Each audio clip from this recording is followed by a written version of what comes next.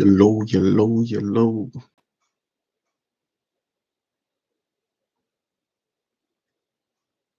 Nice. So the first place to start is to says the first video ever made on YouTube.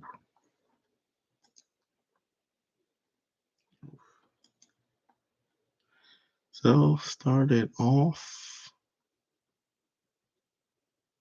Video is just going to be about say my journey to become a better me.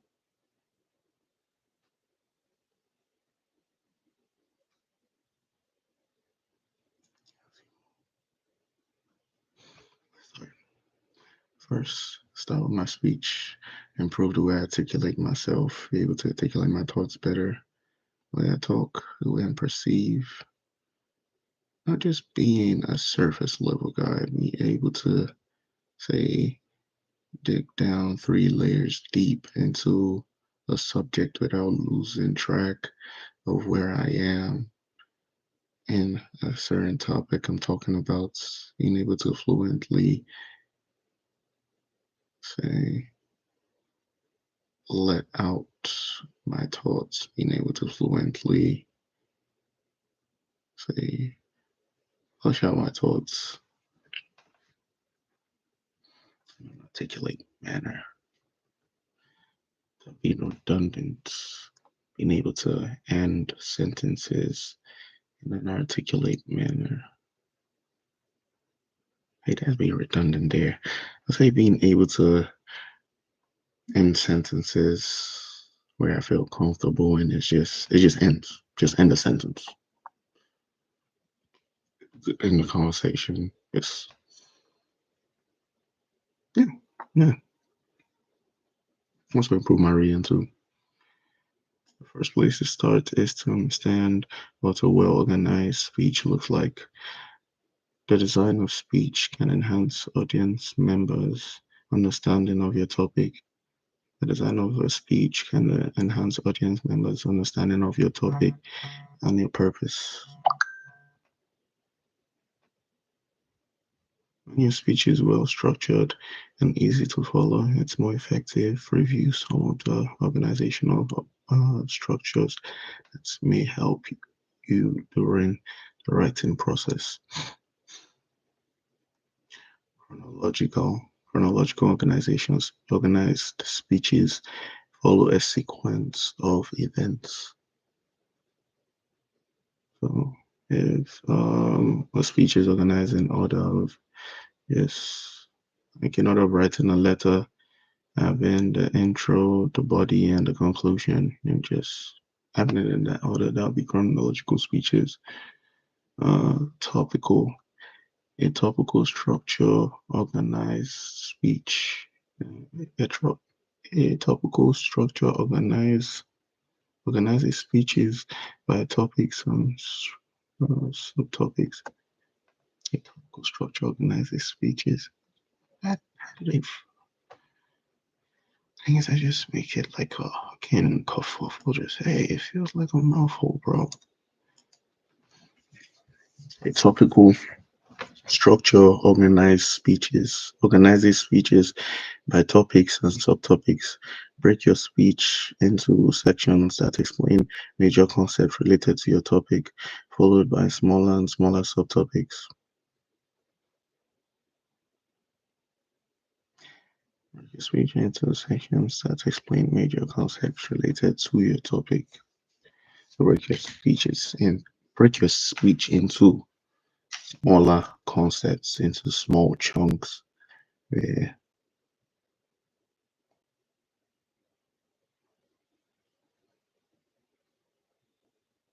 each part of your speech explains the core point or ideology behind the topic.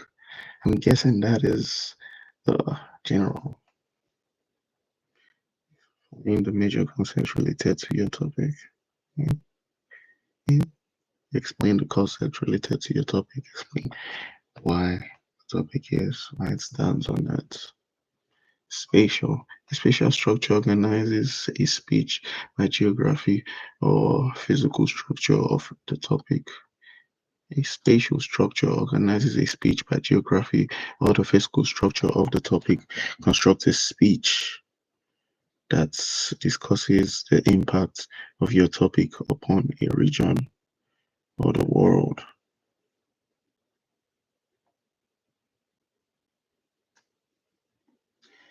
Spatial also refers to content that covers the physical landscape of a specific location. For example, if you are given a speech about Germany, you may organize your presentation in a way that implies movements across the country. Your content could begin in the south at the Alps,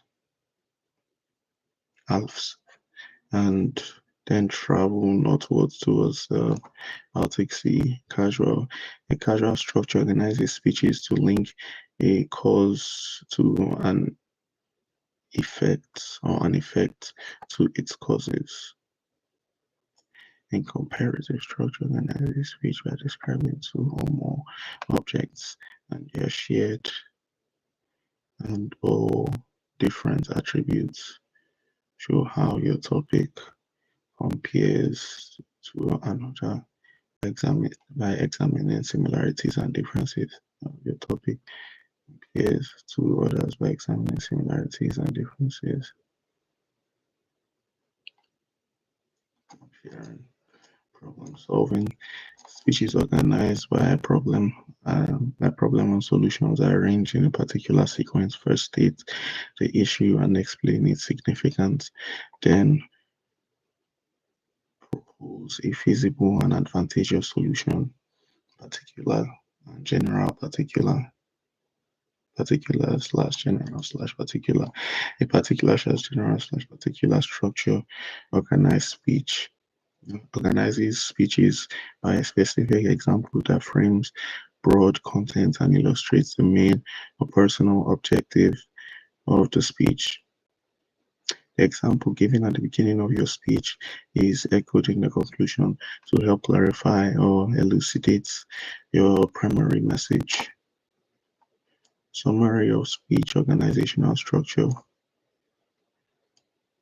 chronological, topical, spatial, casual, comparative, problem, and slash solution, particular, general, particular. Answer the following questions to reinforce what you have learned.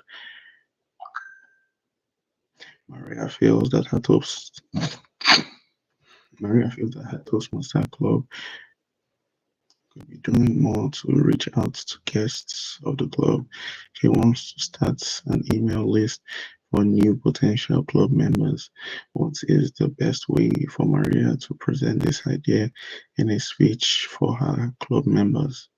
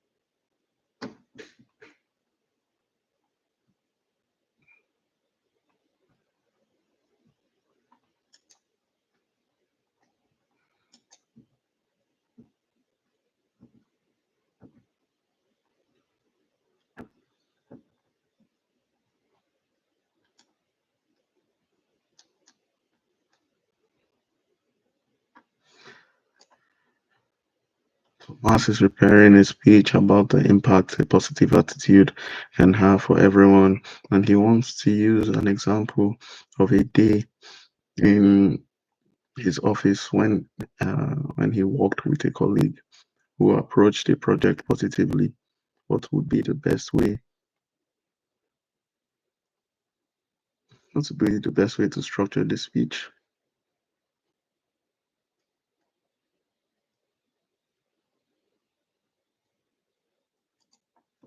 Thomas is preparing a speech about the impact a positive attitude can have for everyone.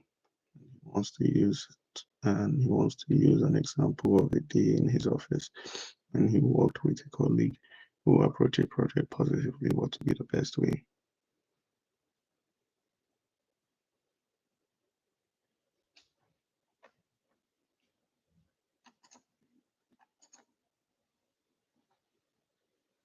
I want to present information about breeds of dogs from three different groups: hound, working, and spotting. He also wants to present examples for each group. What would be the best way to structure this?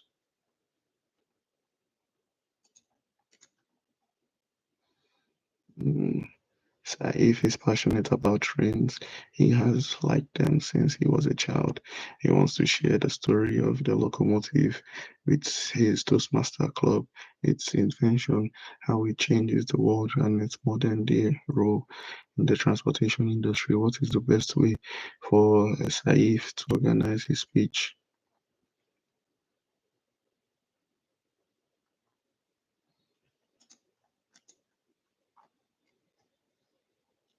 Zhang wants to tell his audience that regular exercise contributes to better overall health.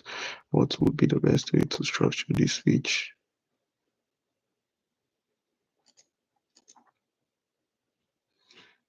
Finley is interested in the different economic structures of two countries. They would like to present the similarities and the comparative. Francesco wants to talk about climbing the world's tallest mountain. He would like to talk about what happens to the body at different levels of elevation into mountains.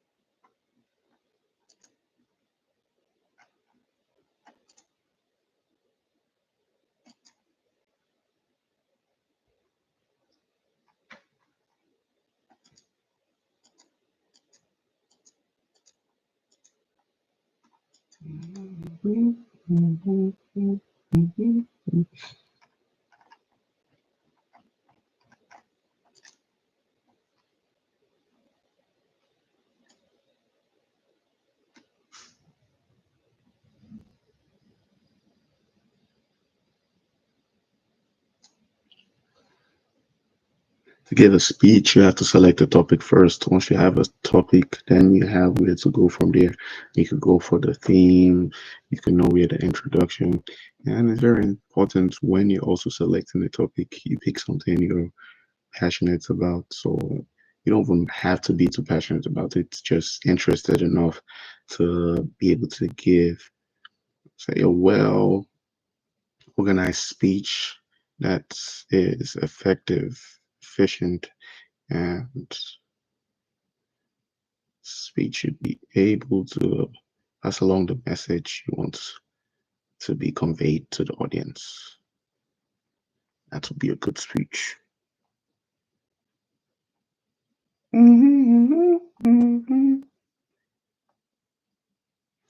Kendrick, oof, that song was.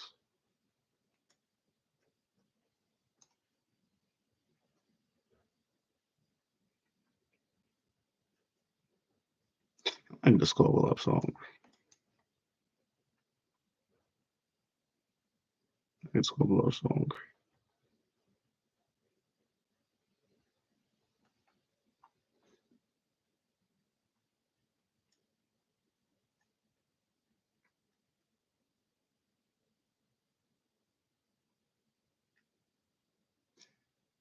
And also, this is my journey to reverse the roles on YouTube. So instead of YouTube using me, I'm using it. So putting shit out there and watching his videos in general. Oof, oof, oof, oof, oof, oof. I have been burdened, plagued by brain rot content. And when I mean brain rot content, I mean it's not like the regular brain rot content that everybody watches. It's just AI brain rot content. Not AI means brain rot content, but AI voice over source storytelling. I'm a big story fan for fiction. I love fiction.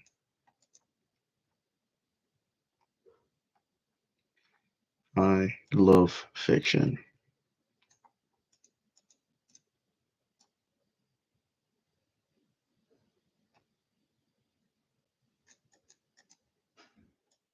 And when the rise of AI has become increasingly easy to drop content on fiction, especially fictional stories repeatedly. This um I'm a really lazy guy. Really, really lazy guy. And I grew up watching a lot of like, TV, YouTube, just videos, just watching TV, watching, consuming content. And somehow I taught consuming content through like visually and through videos was a good way for me, which with time I found out was the worst way I could consume content that would stay in my head. But besides the point, so I really enjoy consuming content through videos. Watching videos, it's really the least effort you could put in as, I'll say, a user or a consumer. Yeah, it's the lowest effort you could put in. Just being there and entertaining yourself. It's, it requires the lowest effort, like mind-wise, and that's something I really enjoyed. So when I've watched almost like all the animes I was interested in, because I'm kind of just stone-headed in a sense, where I when I watch or do something, I kind of just do that thing until it disgusts me. That's not a fair representation, but some cases that is. But yes, and I have not left this phase yet, so I'm saying yes, that's still me. But yeah, um, so yeah, what's actually what I was saying. I watch a lot of anime. I like a specific genre of anime, which is just mostly fighting, action, isekai. I like that stuff. And when I don't get enough of that, I've watched most of the stuff that's already out. I like watching the dub, less effort too. Um, so once I've watched almost everything that's already there and I want to watch something new and there's nothing new, went to YouTube. I found a place where just people just making videos of them talking over uh, pages of manga, just flipping it and just reading exactly what they explaining the story to users, but in a dramatic way. And it just kind of, but it's just telling the story with the pictures there.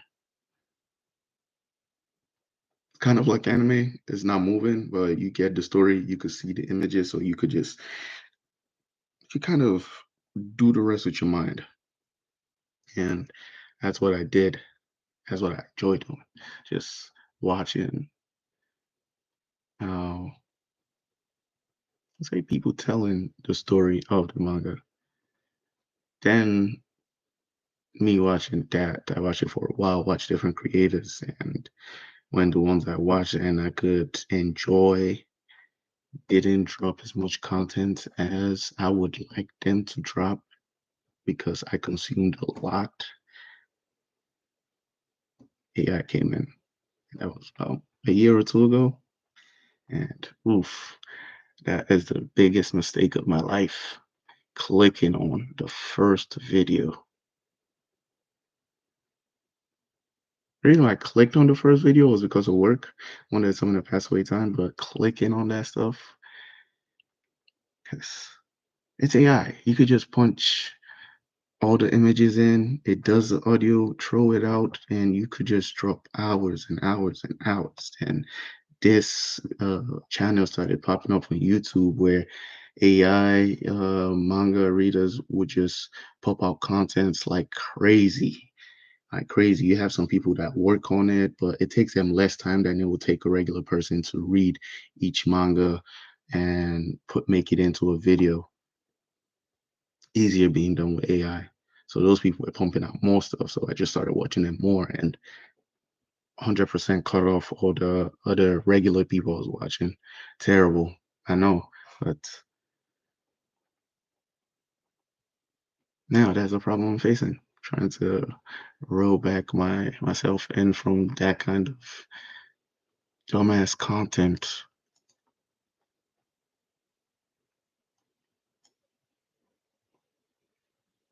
And I am kind of ashamed of watching that shit. So I don't talk to nobody about this shit. Like when I talk to my friends and they're like, "Yo, which anime do you watch?" Or like, manga you reading or some shit like that. I'm just like, "Oh yeah, I be reading manga." Yeah, like, "Oh my, oh yeah, manga. I be reading, yeah, manga. I read the manga." I'm saying I watched a video of just an AI dude explaining like 9 hours of someone else's manga that they didn't ask for permission and they just doing it legally and YouTube just letting them.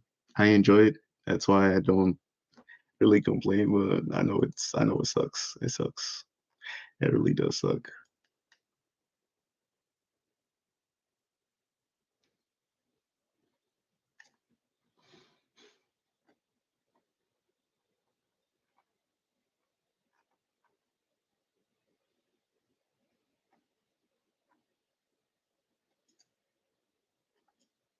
Once your topic is decided, it is time to begin thinking about composing your speech. The basic structure is an introduction, a main body with transitions and conclusions. Introduction. It's the most important, the most basic. Your introduction is intended to grab audience members' attention while introducing your topic and the body of speech. Each section should pertain to a single idea with a clear transition to the next section. Transitions can be as simple as first, I would like to talk about, or next, we'll we'll turn our attention to. Next, I would like to talk about. That's a good transition. Next, or this transition be next. So first, I would like to talk about. Secondly, I would like to you could section it into stages. The description of a scene can be used as a transition. For instance, now let me take your mind to a mid-century farm outside of Dublin, Ireland.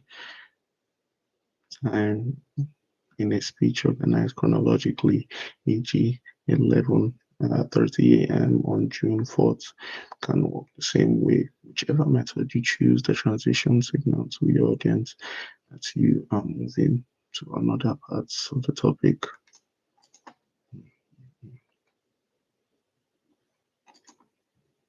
A strong conclusion brings your speech to a close, trying all the content together and leaving an impact, or tying all the content together and leaving an impact on the audience members. Successful preparation. Consider your past experiences as a speaker and audience member when you write your speech. Timing. Most of your speeches for Toastmaster will be 5 to 7 minutes in length. For some speakers and speeches, they may see like forever, but for others, you're likely to feel that you cannot possibly cover the information you want to share in that time. Making choices. Often speakers feel pressure to include everything they know. They may find even after a speech is written, they feel compelled to add more. It's just a few more minutes to make their points, or wish they could just one more detail. Speech will require you to make choices about how you will use your time, what is most important to you and your audience, and what content will deliver your message most efficiently. Past experiences. Compare a time when you weren't able to communicate what you wanted to say in a speech or in a conversation.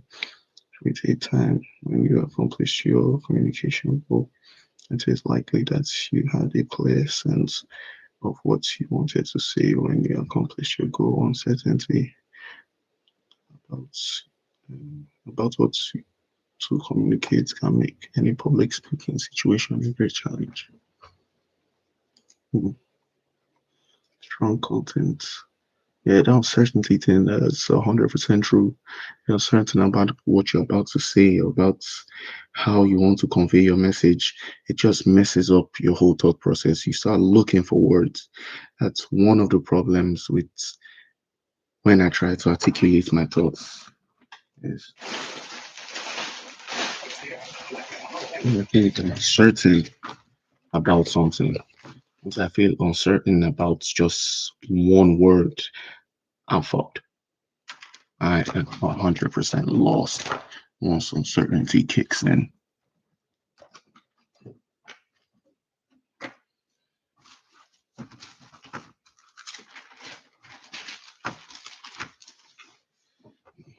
Like this.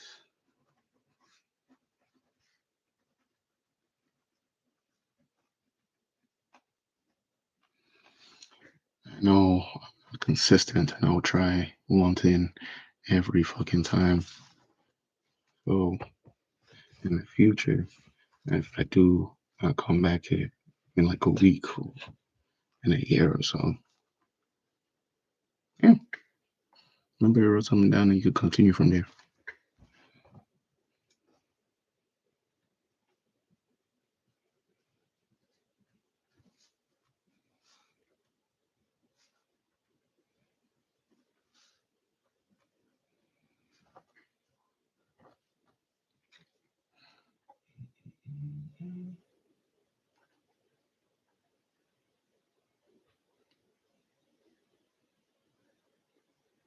I haven't brought this up to my friends yet, but I've also be thinking about going back to church.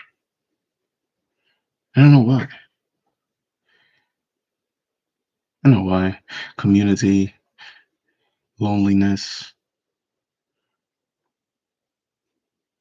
going back to church will solve loneliness.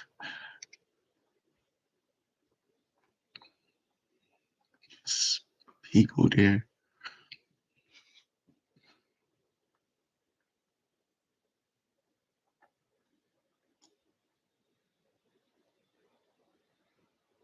I don't want to tell them because it will encourage me. And I am a really lazy guy. I like to think about stuff and not do them. But just thinking about it gives me that euphoric feeling of, oh yeah, something just got done. Nothing got done. It was just a thoughts,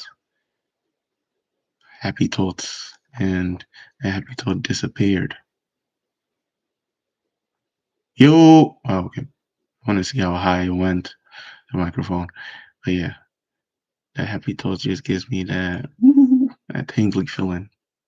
And once that happens, boom, disappears from my mind. I don't do it no more. And I'm always in my mind. Do not share this shit with other people, with other someone's, other somebody's.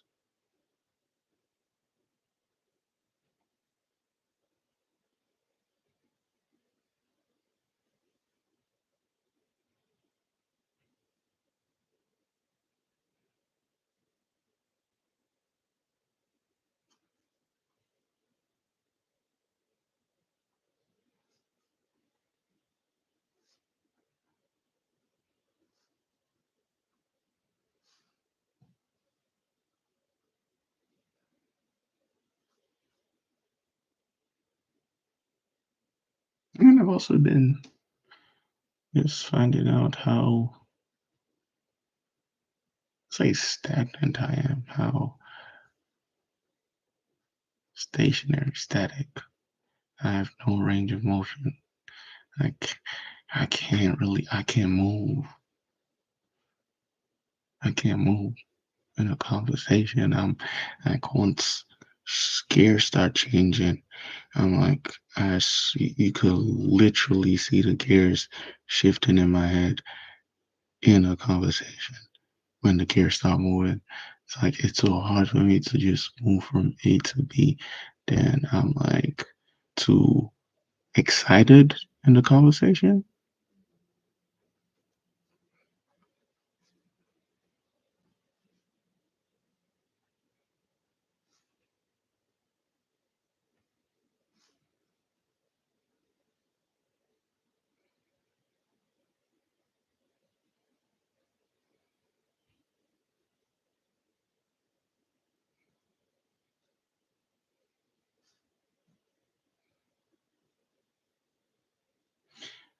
I get too excited in the conversation that I panic and blank,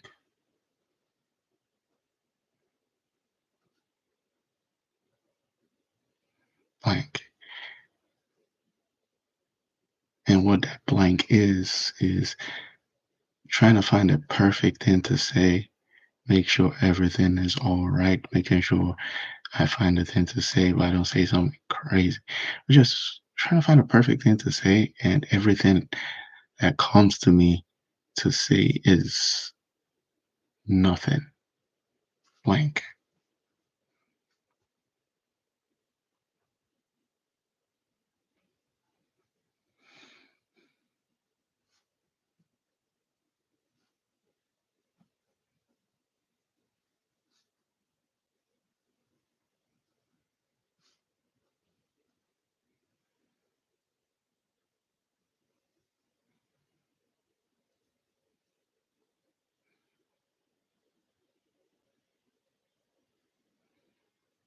I don't know if it's also because of loneliness, but lately I've just been feeling like I'm just jumping through time,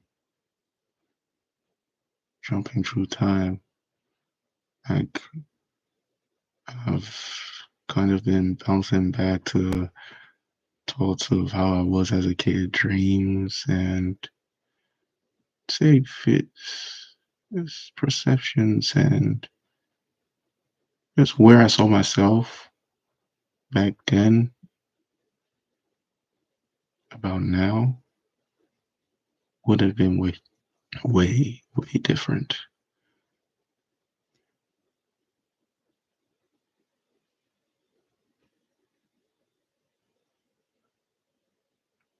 And say kind of this year, I just realize what people say about that 25. When you hit 25, you grow up, you become an adult. Like when you hit 25, you start seeing shit like an adult. You start seeing like, man, I'm not a kid no more.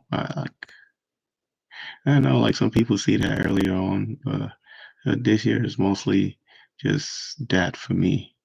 Like you straight up have to be doing this shit yourself. Like it's no joke. You have to be doing this stuff yourself.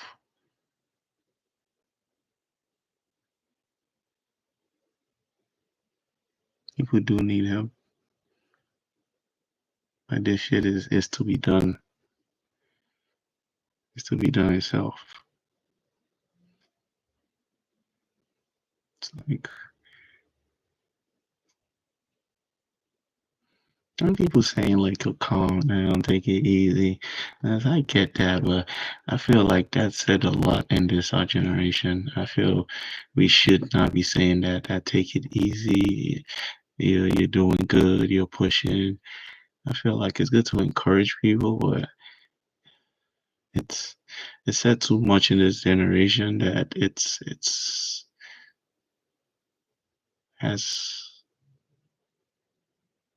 no no no. I won't go that route. I would just no go that route.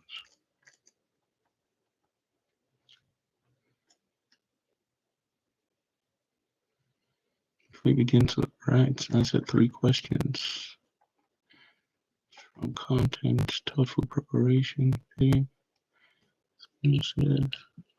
memory. How does memory work? That's something I want to know.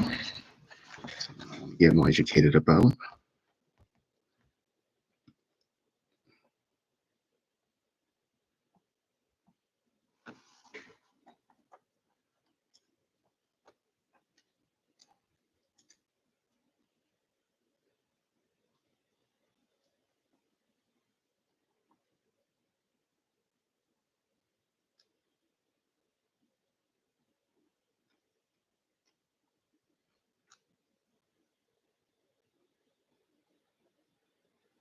What's the most important thing I want to say in a speech?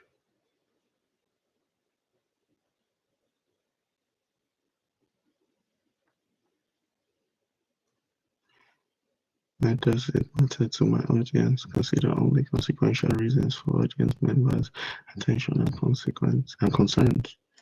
What do I want people to hold in their hearts and mind long after my speech?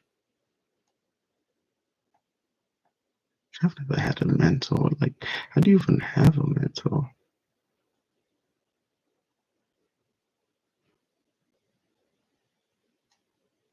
Loneliness be really bad, bro.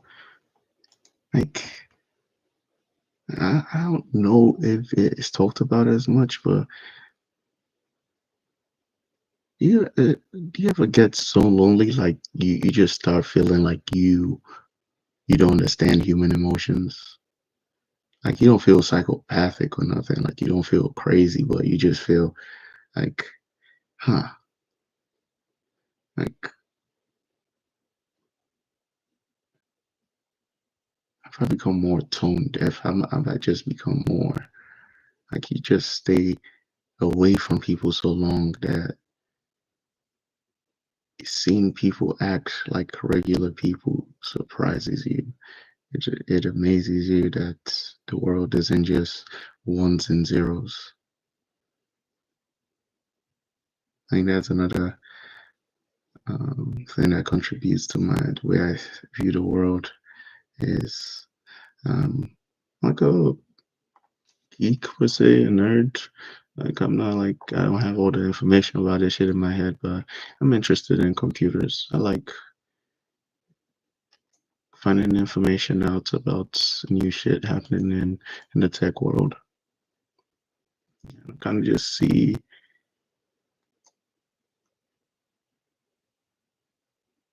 how much the time of just being on myself has caused this, but I kind of just see people more like computers and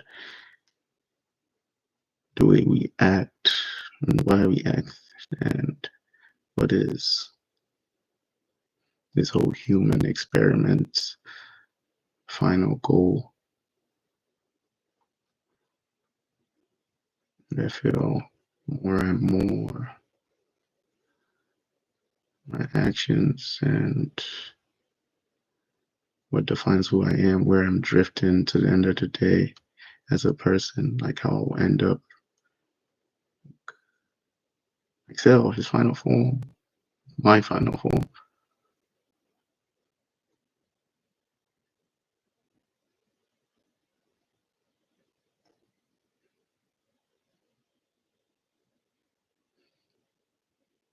like my final form would be that.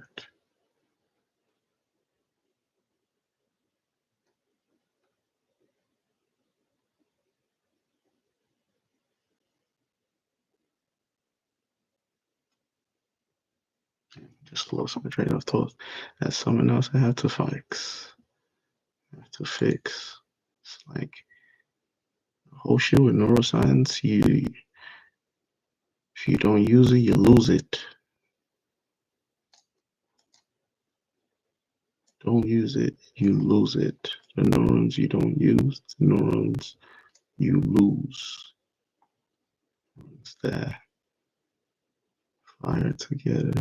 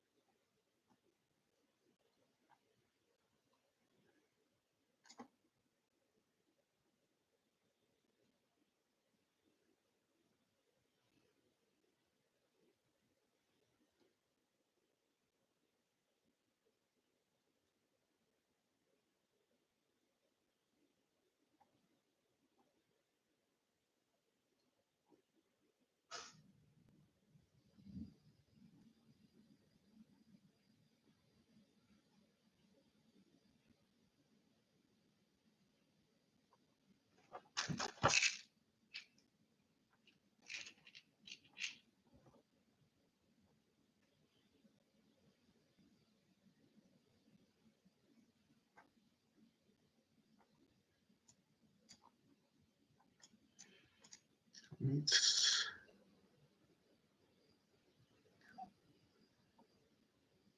Meta Lisa. Lisa has chosen growing orchids as her topics. She is a botanist specializing in the search for new orchid species. The breadth of her knowledge, the breadth of her knowledge is hard to distill into a single narrow topic, but answering the following questions can help. It's the most important thing I want to say. Well, it is that cultivating orchids locally encourages people to think about plants globally. That's true. People see that in their local environment, more just becomes more normal, become more receptive towards it. They don't combat it as much. Well, I don't think people combat orchids, people just don't give a don't care.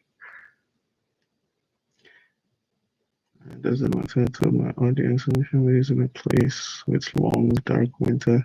She knows that many members of her club like to find ways to bring spring inside during these months.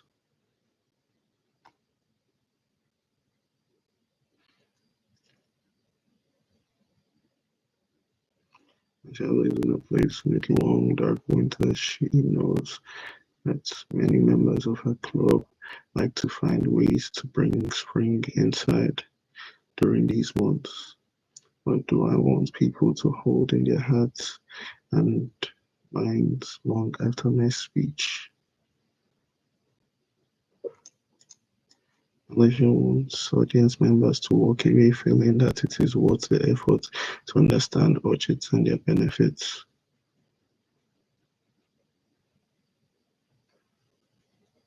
Once those three questions are answered, Alicia's overreaching goal is clear to her.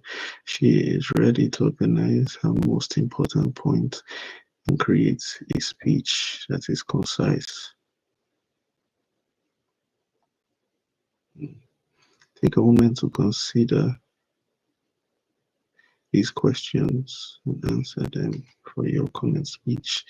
Click the save button to retain the answer, which can be updated at any time.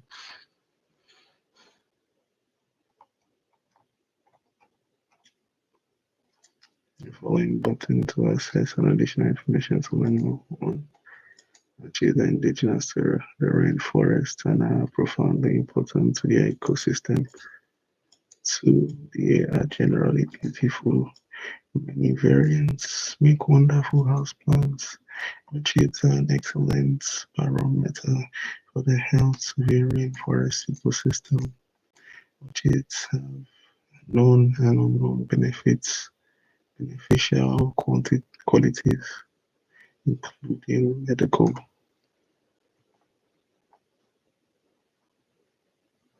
including medicinal.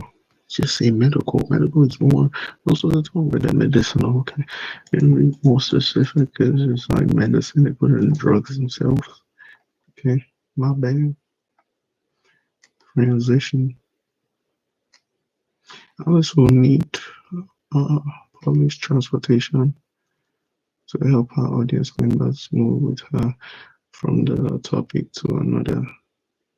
Public translation, public transitions. Let's see, what the fuck, bro?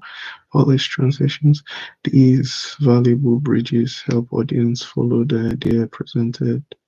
Valuable bridges help audience follow the ideas presented. Transitional words. Words that connect one section to the next are transitional words. There are many. A few examples including afterwards, also, but, then, finally, instead, and later. Afterwards, also, but. Transitional phases, common phrases can also connect parts of your speech. Phrases such as according to, as a result, for example, and this means can ease your audience from one part of your speech to the next.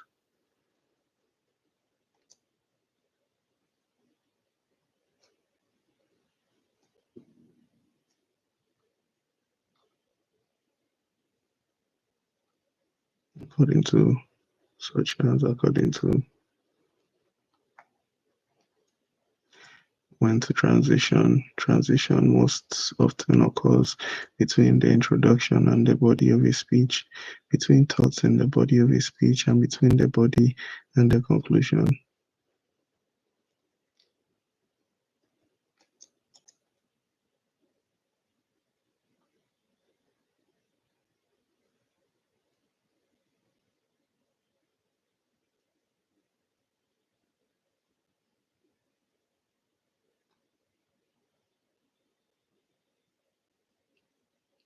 Because of Alisa's knowledge and interests, it would be easy for her to speak on any one of the details at length.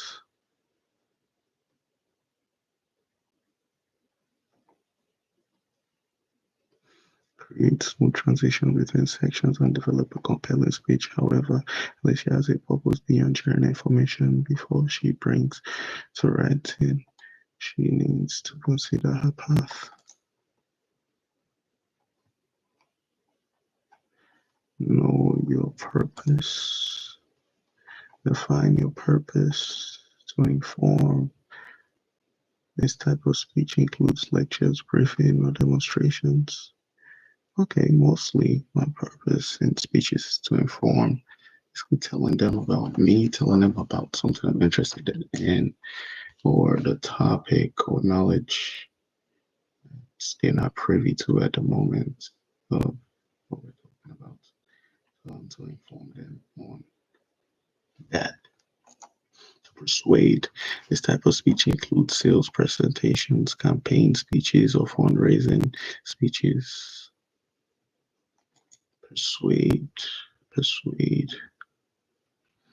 I need to improve on persuading and persuasion. This is often to entertain. This is often an anecdotal speech that makes a point.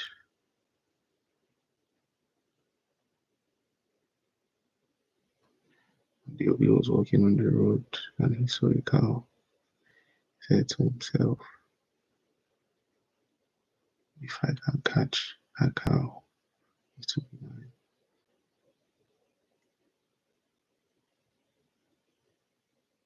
Just saying words instead of putting a story together. To inspire, this is a type of speech that might be delivered at a commencement or motivational seminar. Specific purpose, concise, well-developed speeches also have a clear, defined specific purpose. A specific purpose focuses on one explicit aspect of the general purpose. A specific purpose can be expressed as a sentence, as a one-sentence statement about what you hope to accomplish in your speech. The statement should be worded from the audience viewpoint, clarify exactly what you want the audience to be able to do when you finish your presentation. Precisely worded so that you and anyone else who reads your speech will have no doubts about your purpose, realistic and possible to achieve.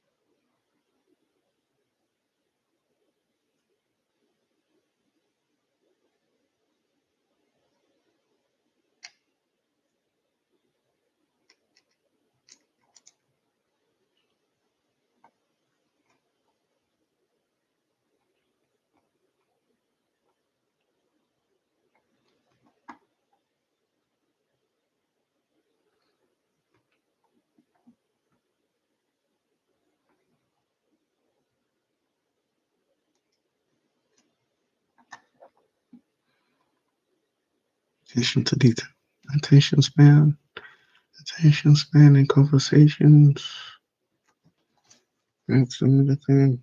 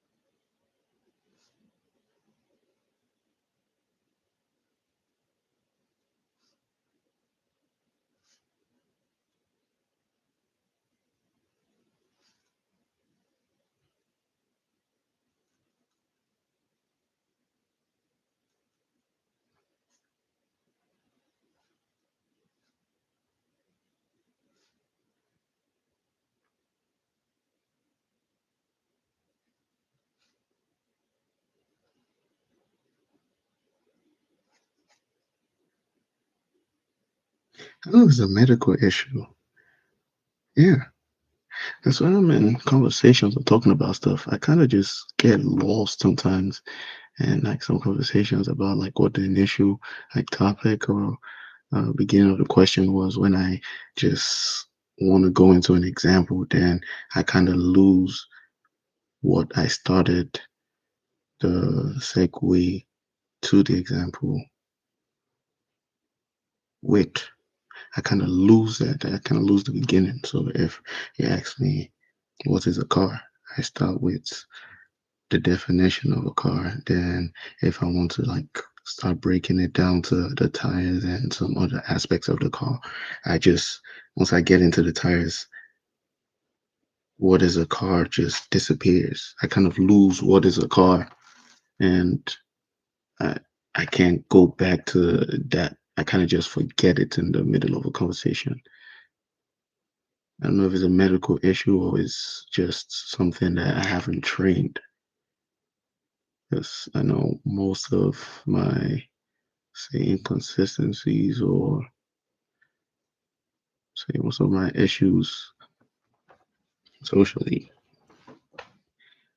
I think it's more of practice that hasn't been done. That's what most of my issues are. But the losing the, my thought process in the middle of a conversation, in the middle of saying like a sentence for up to like 5 minutes, using what the original question is or the context of what it is. I feel kind of sad for my age for knowing that kind of shit happens to me.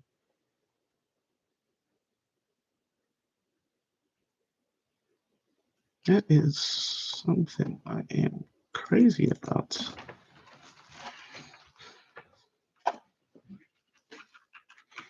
Ask some AI that will be taking our lives soon how to help in this situation.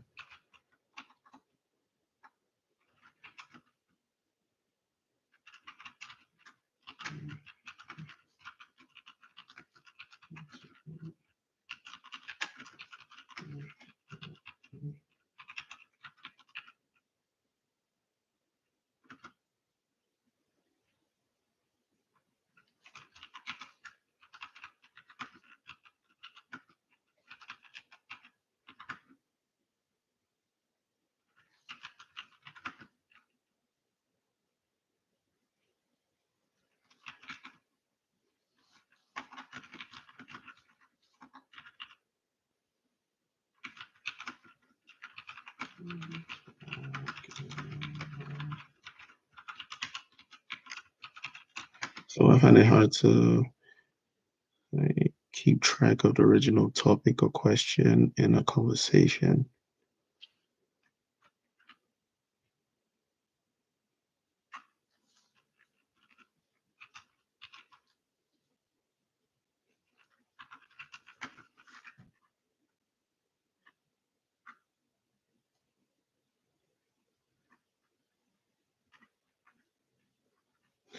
talking.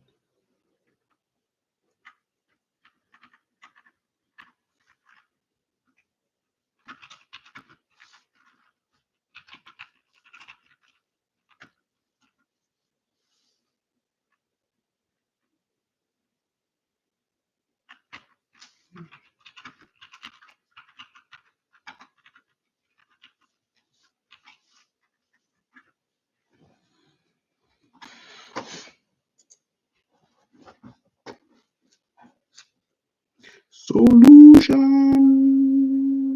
Oh yeah, to the perception of time I was talking about. I know I started talking about this, then I kind of just forgot again. Insane. As was I talking about it? I don't know, because my mind is all over the fucking place. But yes, I was talking about the way I perceive time. I perceive time now because I feel I haven't achieved a lot, and seeing, yes, I was talking about it, seeing my mates and how they're successful and seeing who they are, like having that memory of me as a child, knowing what I wish for, knowing just as a child, one thing that was on my mind is when I become an adult, I'll do this. When I become an adult, I'll do that. And I become an adult, this is what I'll look like. This is like I had a view of what an adult would be like. All my hopes and my dreams, everything I procrastinated for was for this, for who is sitting here today when I become an adult. So having, remembering that and being here now and having to go into talk back to that little me, to the younger me, going to say confront him and tell him mission failed. Nothing. That's when you become an adult and you'll be able to talk to people, you'll be able to go out more. It didn't happen because you didn't do it. But that was not the point. So now, knowing that I've reached here and that didn't happen, and I kind of feel like I've hit the final stage. I'm 25 right now, but I feel like I'm in the final stages. I'm kind of just hit my late 30s or my late 20s. I feel like I'm in my late 20s, like 28 to 29. And I feel like the rest of my life would just look this way, which I have the power to change and I can change. And I know I will. And I will put in the effort to change. But currently, that is how the perception of myself in time is. I really don't know why. I know why, because I haven't achieved as much as I would look outside and I see other people I went to high school with achieved and compare, which is T for joy. You know, T, my joy in it.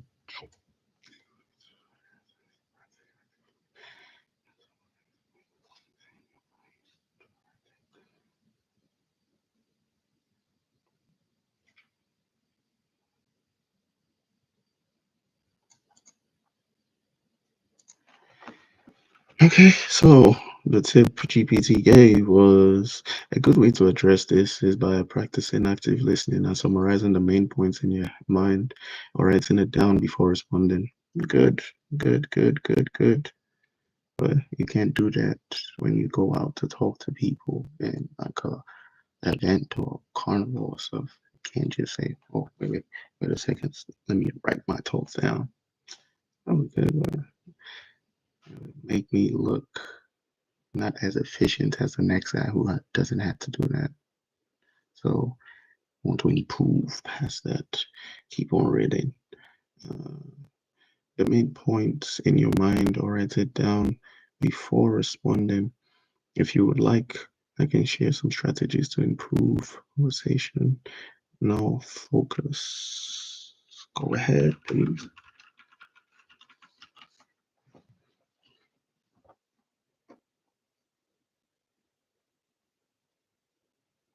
Here's some strategies: active listening, pronunciation too, because sometimes I just like just say trip on myself.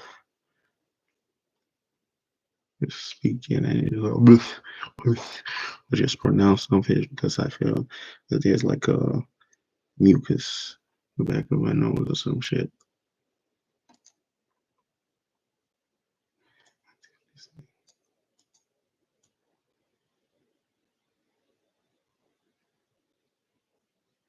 Active listening, focus fully, avoid multitasking or thinking ahead. Someone is speaking to you. Mentally summarize after they finish. Mentally repeat the key points to yourself before responding. Ask clarifying questions. If you're unsure, ask for clarifications to anchor yourself to the topic.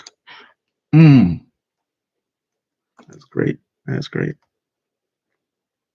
Note taking, jot down keywords, write down a keyword or two during important discussions to help you stay on track. Use a notepad app. This is especially helpful in professional settings like meetings or interviews. Hey, how you doing? My name is Carl Campbell Mark. I am a scam specialist. Pause before speaking. Take a moment, break before responding. Pause briefly to gather your thoughts. Repeat the question. Start your response by paraphrasing the question or topic. For example, you asked about X, right? Limit distractions, minimize external distractions, reduce background noise and interruptions when possible. Internal distractions, practice mindfulness techniques such as focusing on your breath to bring yourself back to the present moment. Use conversational cues. Refer to context if you lose track. Revisited points from earlier in the conversation, for example. And so we were discussing earlier about why you organize your response with simple formats like X, Y, first X, second Y, 6, practice memory techniques, chunking, break down information into smaller, memorable chunks. Visualization associates the topic with a mental image or scenario. Build self-awareness.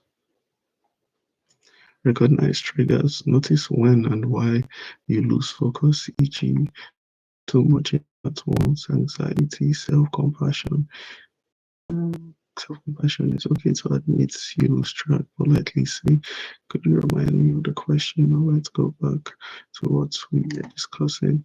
Practice and reflect. Role play conversations. Practice with friends or a coach to improve your focus in a low pressure setting. Reflect on conversation. Think about what worked and where you could improve. Slow down. Pace yourself. Speaking too quickly can make it hard to organize your thoughts. Breathe. A steady pace can help you process information more effectively. Use tools and techniques. Apps for communication. Tools like Otter AI annotation can help you record and review conversations. Feedback loop after speaking. Did I answer your question to ensure you are aligned? Strategies will take time to develop, but with consistent practice, you will likely find it easier to stay focused and engage in conversation. Would you like to tailor advice for specific settings, casual or interview? Yes, please.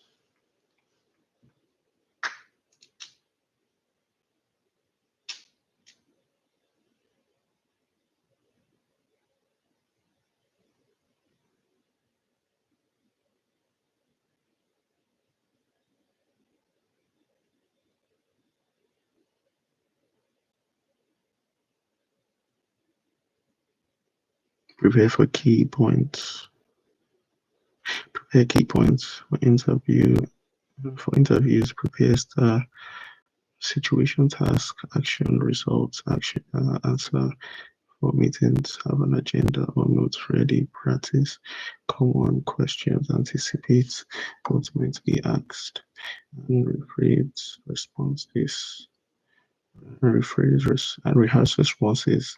This reduces on the spot pressure during the conversations. Take notes, write down the questions as topics as it begins, as it's being asked. Confirm, understand it, repeat or paraphrase the questions before answering. Before example, before answering, for example, you are asking about how I manage X, correct structure. Response is your clear framework.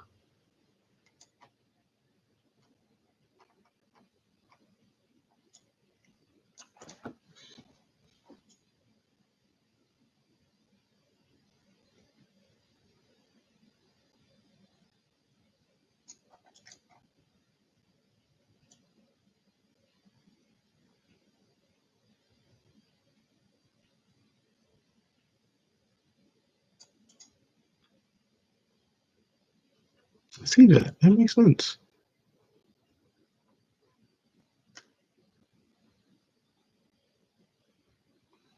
Ask for repetition if needed. Okay, this is something Google does not do. Give good advice. The GPT is. So good advice for social conversation is before the conversation, mindful practice. Start with a quick mindfulness exercise to clear your mind and focus. So before you breathe in, deep breath out. Make sure you're calm. Your heart rate is low. You're just like you're vibing, bro. You're calm, chill. You're vibing. You're cruising. Go with Ted Cruz on FT's. Nah, don't go that far. You cruising. You cruising. Make sure your mind is just down and set intentions. Oh, he's chatting, bro. Just disconnect that shit. Nobody's chatting. Set intentions. Think about what you would like to contribute to or learn from the conversation. Think about what you want to add. A little salt that you want to do on there. What you want to put on there. During the conversation, listen actively. Maintain eye contact. Nod. Provide small informations. E.g., I see. That makes sense. Okay. And broaden your vocabulary with affirmation words like that. You can't just be repeating the same shit. Like, someone should I repeat every time? It's a Nigerian thing, but I just shout correct. Correct, correct. I want to use other words like confirm and oh god, that's in the work. That's good. But the most thing I use is just correct.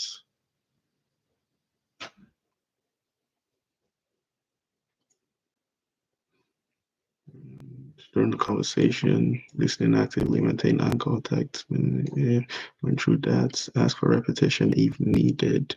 Politely say, I just want to make sure I understood. Could you repeat that? Good, good, good. Ground yourself. If you lose focus, try saying, going back to what you said about dash original topic. Let's see. You lose focus, try saying, go back to what you said about. If you lose track, admit it gracefully. I'm sorry, I got a bit sidetracked. What will we discuss next keeps the tone light and respectful. Group discussion. Now, this is where the anxiety just shuts me off. It shuts me up. The anxiety closes my mouth. Group discussion. Before the conversation, understand the context, know the meeting's purpose and your role in it. Prepare notes, have a list of talking points or questions ready. During the conversation, stay focused on the goal. Frequently ask yourself, does my response add to the main goal of this discussion? Usually, no. I try to crack jokes, which how monotone my voice is and how timid I be in conversations. The jokes don't hit. They just don't hit. You need more energy for those kind of jokes or the kind of shit on the push. You need you need energy, you need charisma, you need some sauce. But before the conversation, understand the context, know the meeting's purpose and your role in it. Prepare notes, have a list of talking points, all questions ready. During the conversation, stay focused on the goal. Frequently ask yourself, does my response add to the main goal of this discussion?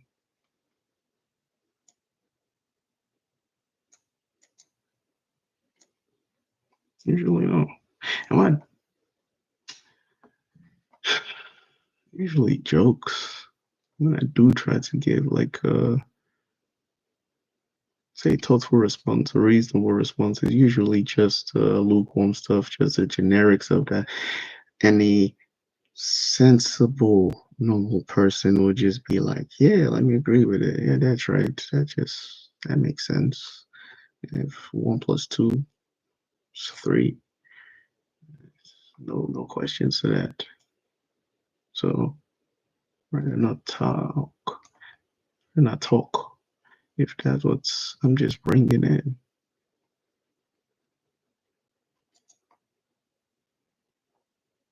and I just get to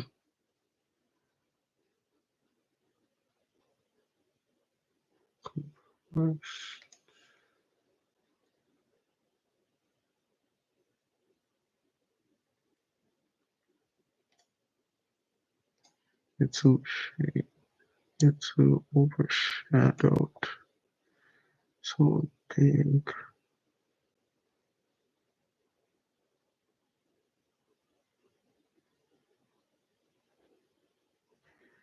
That word intimidated.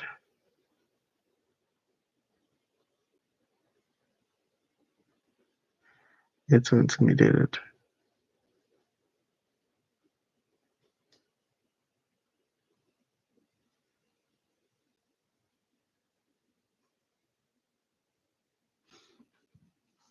I have brought up earlier. How does the memory work? How do we retrieve words?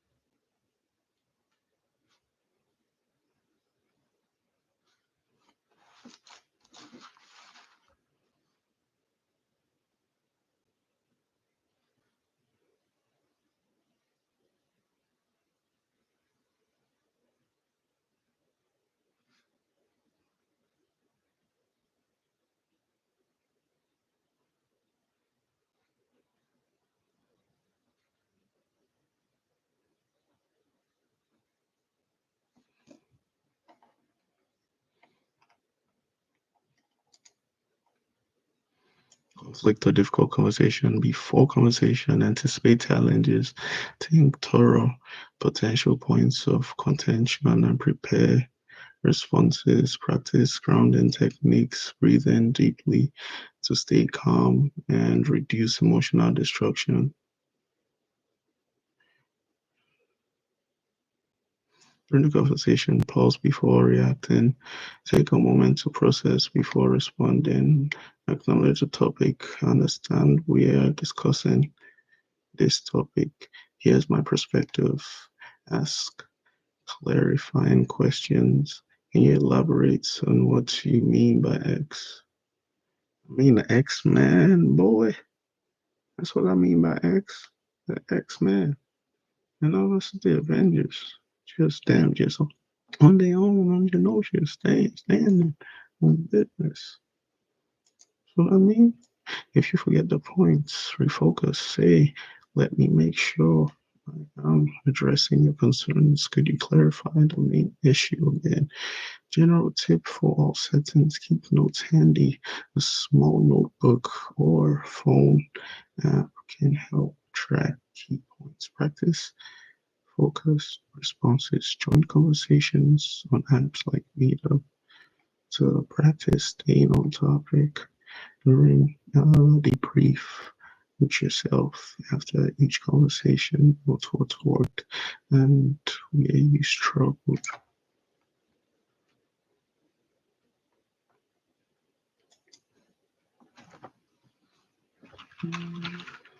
Yes, I would like to role play a bit. This is not bad so far. It's not bad so far. When this comes up, hey everybody, my name is Slice Bread, and I'll be slicing your bread. Let's get into it. So on today's topic, we're talking about why blue is blue and pink should have been something else. Why did they decide it was pink? Let's go.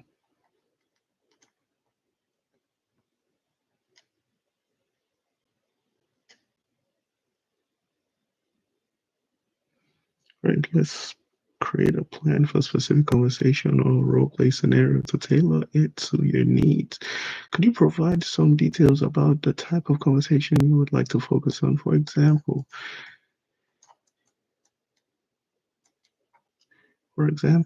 is it's for a job interview, social events, networking opportunity, or just a team meeting? What challenges or situations typically make it hard for you to stay on track in this context? And is there a particular scenario you have in mind that we can practice or plan for?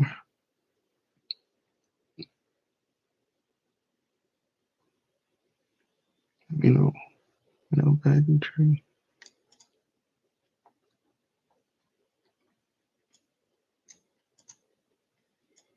Let's do social events or networking opportunity.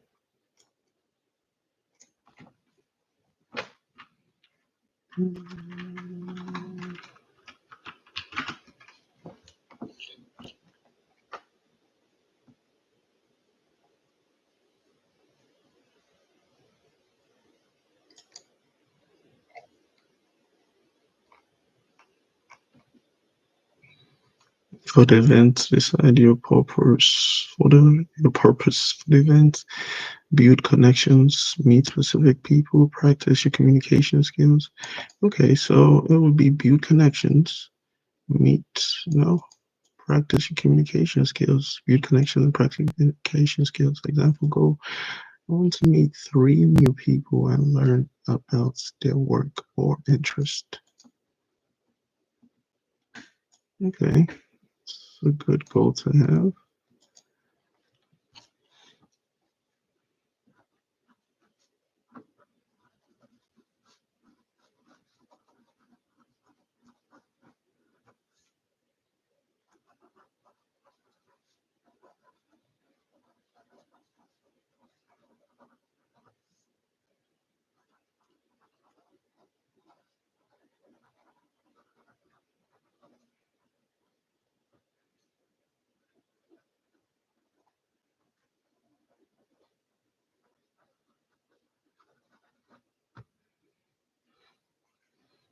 Interest.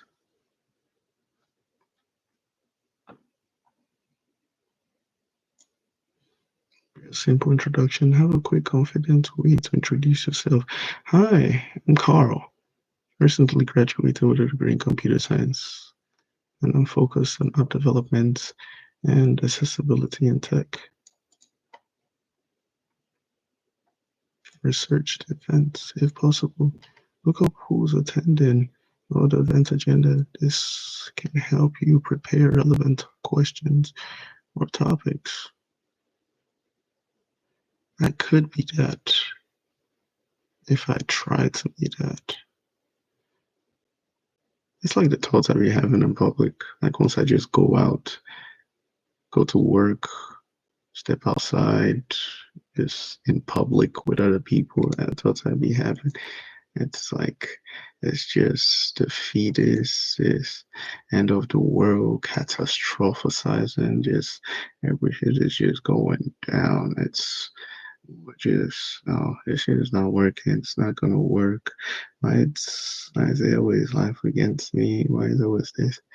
Then when I come back home and I'm not with all those stimulus anymore, other people around me, nobody to confront me or for me to actually put my thoughts into action in a practical way, and there are no people around.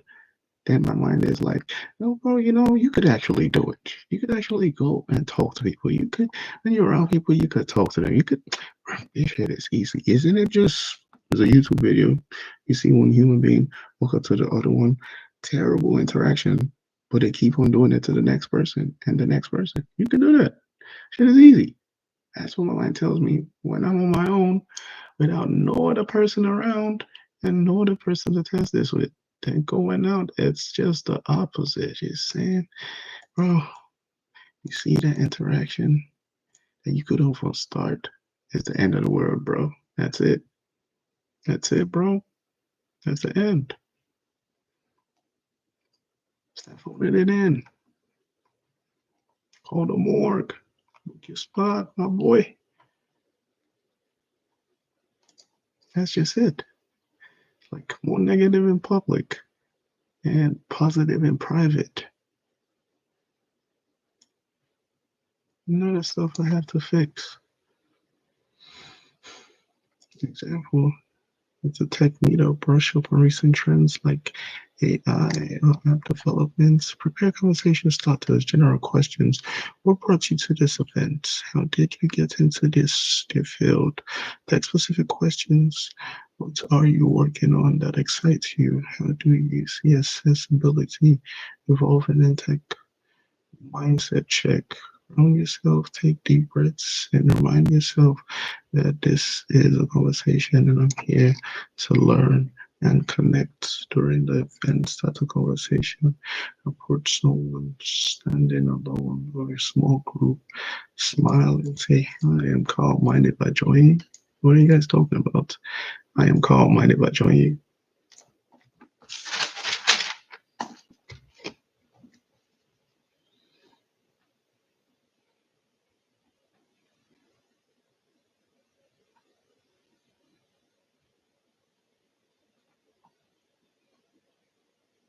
Just have the note of conversation starters. So if one of these days I decide to walk up to a human being and talk to them, I got like a list of stuff to say.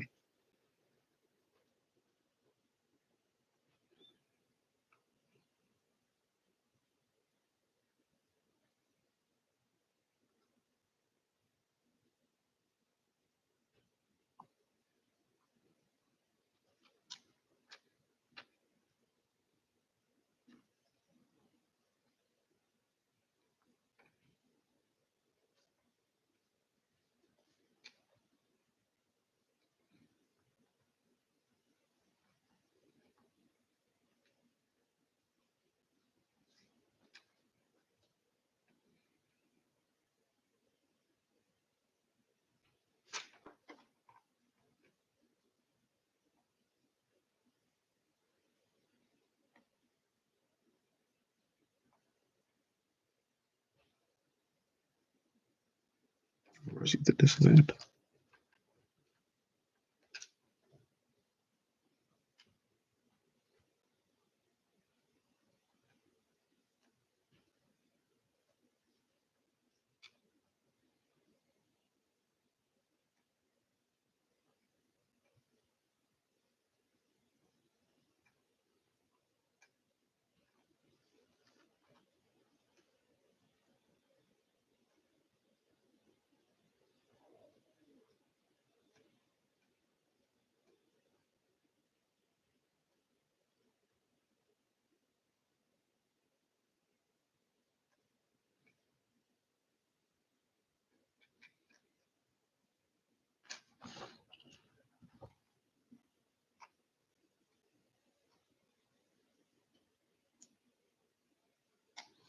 Going to an event.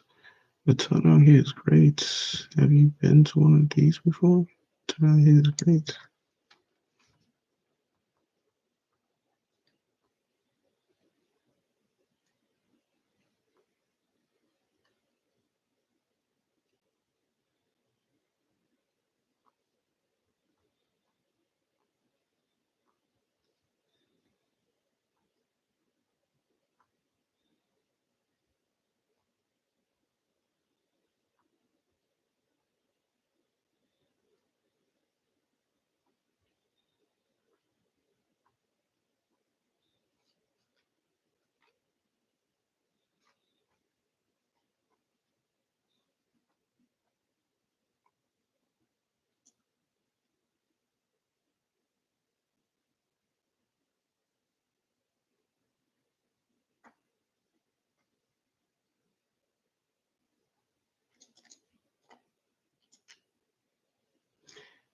And living in the future, living in the past, and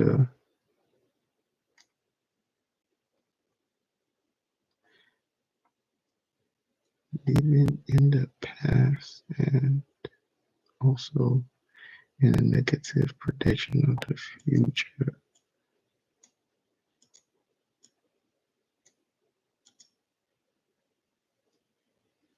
I stopped living in the past and a negative perception of the future and live in the moment.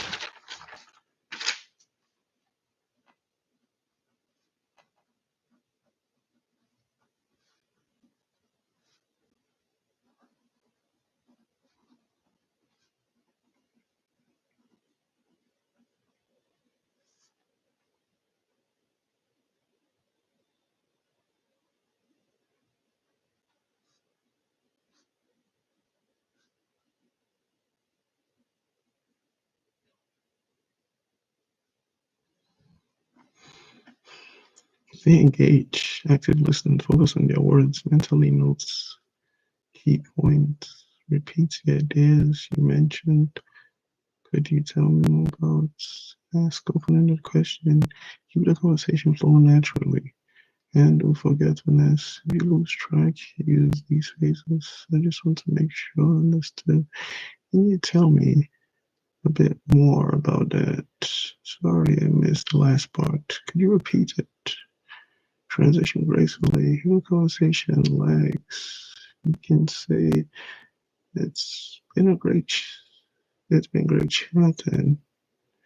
Want to make sure I connect with a few other people. Let's exchange contacts.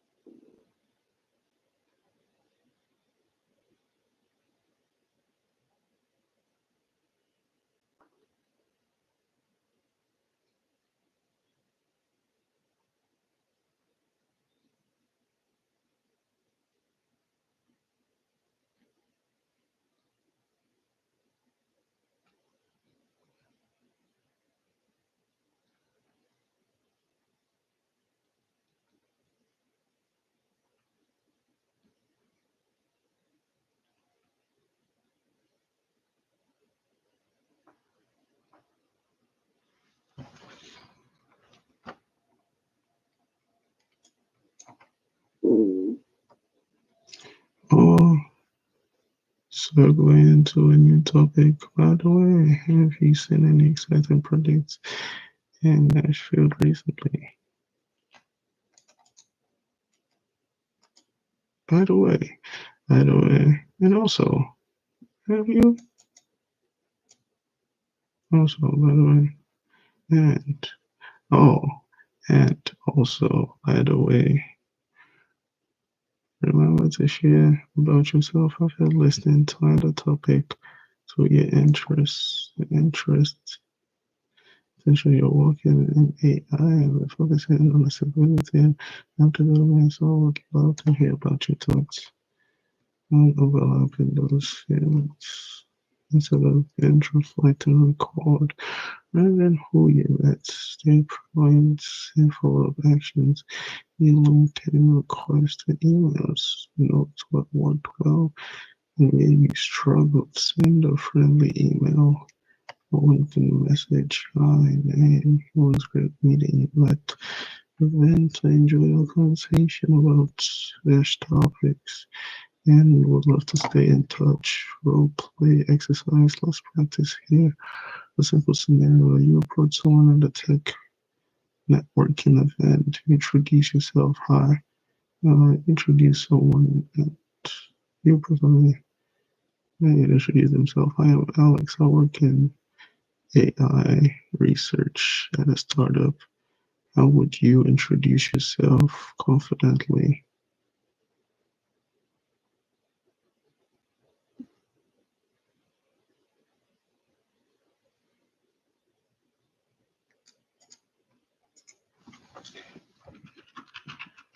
Um,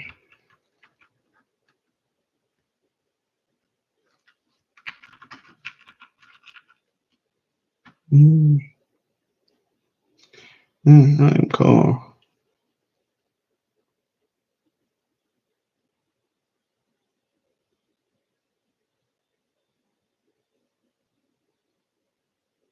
I'm a recent graduate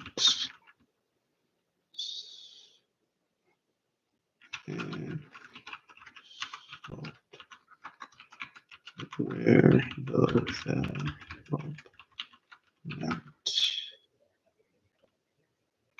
and currently on the market. Mm, mm, mm,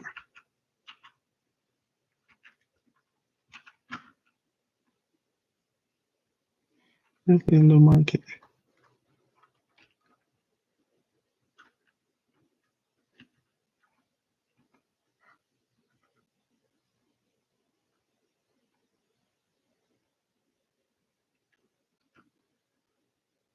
Currently in the market.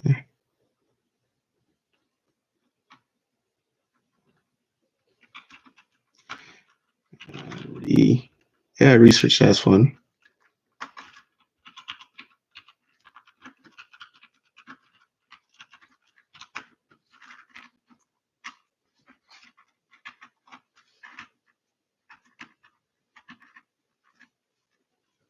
Research, that's fun. What type of research?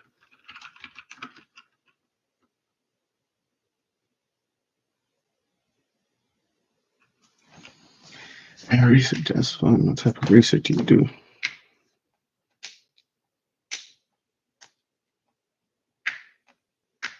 That entail?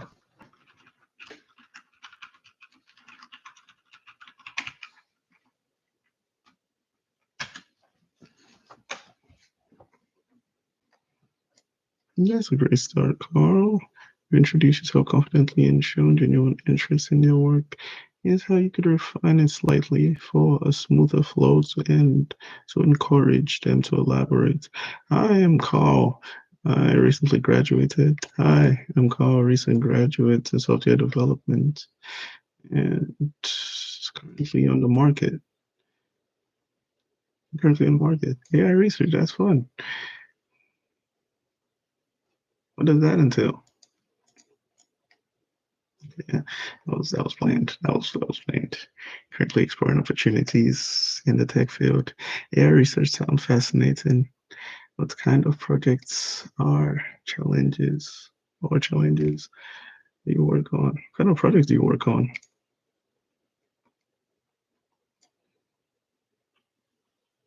Disclose personal content mentioning your background and current status, establish relevance. I'm currently exploring opportunities in the tech field.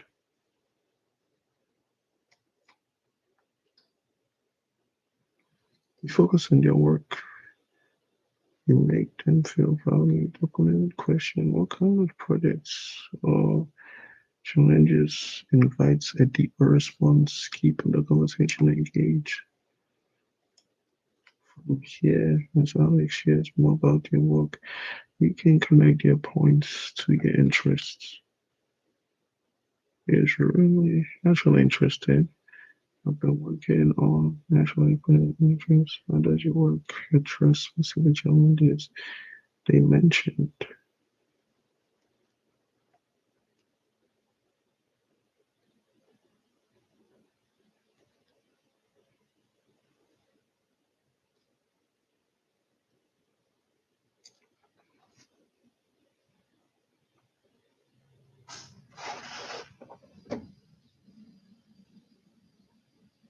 Okay, that's it.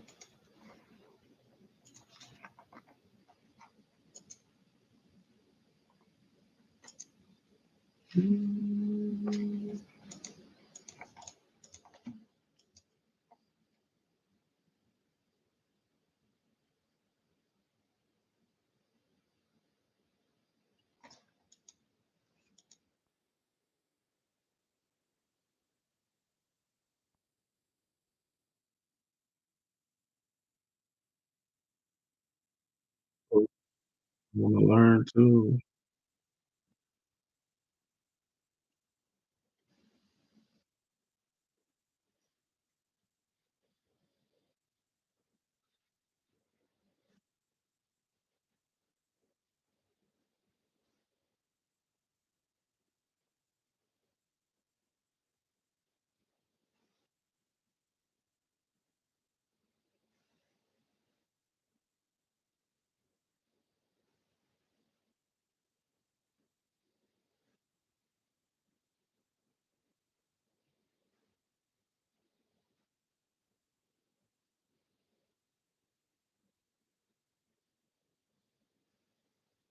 Yeah, that too.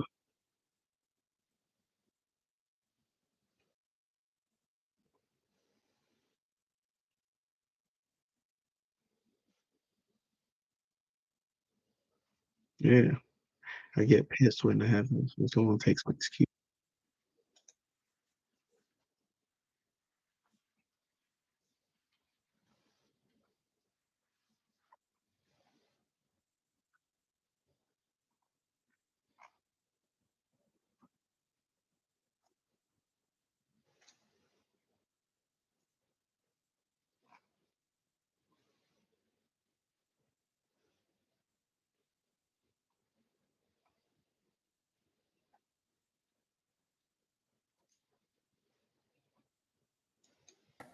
Be prepared, but not too prepared. Every journey, you want to get from A to B, but it's the side roads and the side tracks, the long cuts and the shortcuts that make the journey worthwhile. Have an outline, stick to it, but give yourself some wiggle room so that you can explore that part of the story that's really working. Give yourself an escape route so you can get out of that part of the story that's not.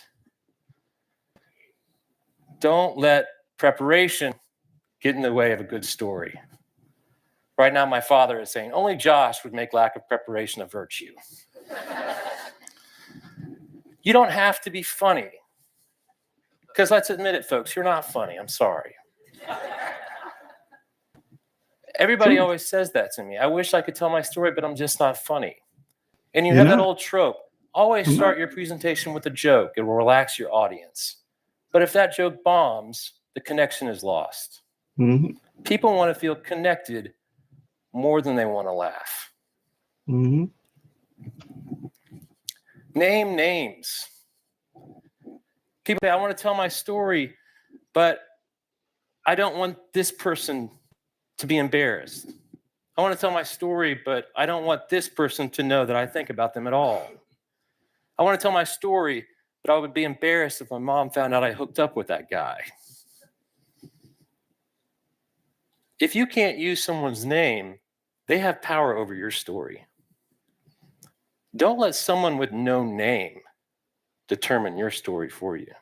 Mhm. It's not a therapy session. If you can't make peace with your story, your audience won't be able to. It doesn't mean that you can't show emotion. It's fine. 75% of our winners at our Spill Slams are the guys and girls that cry. Pro tip on that one.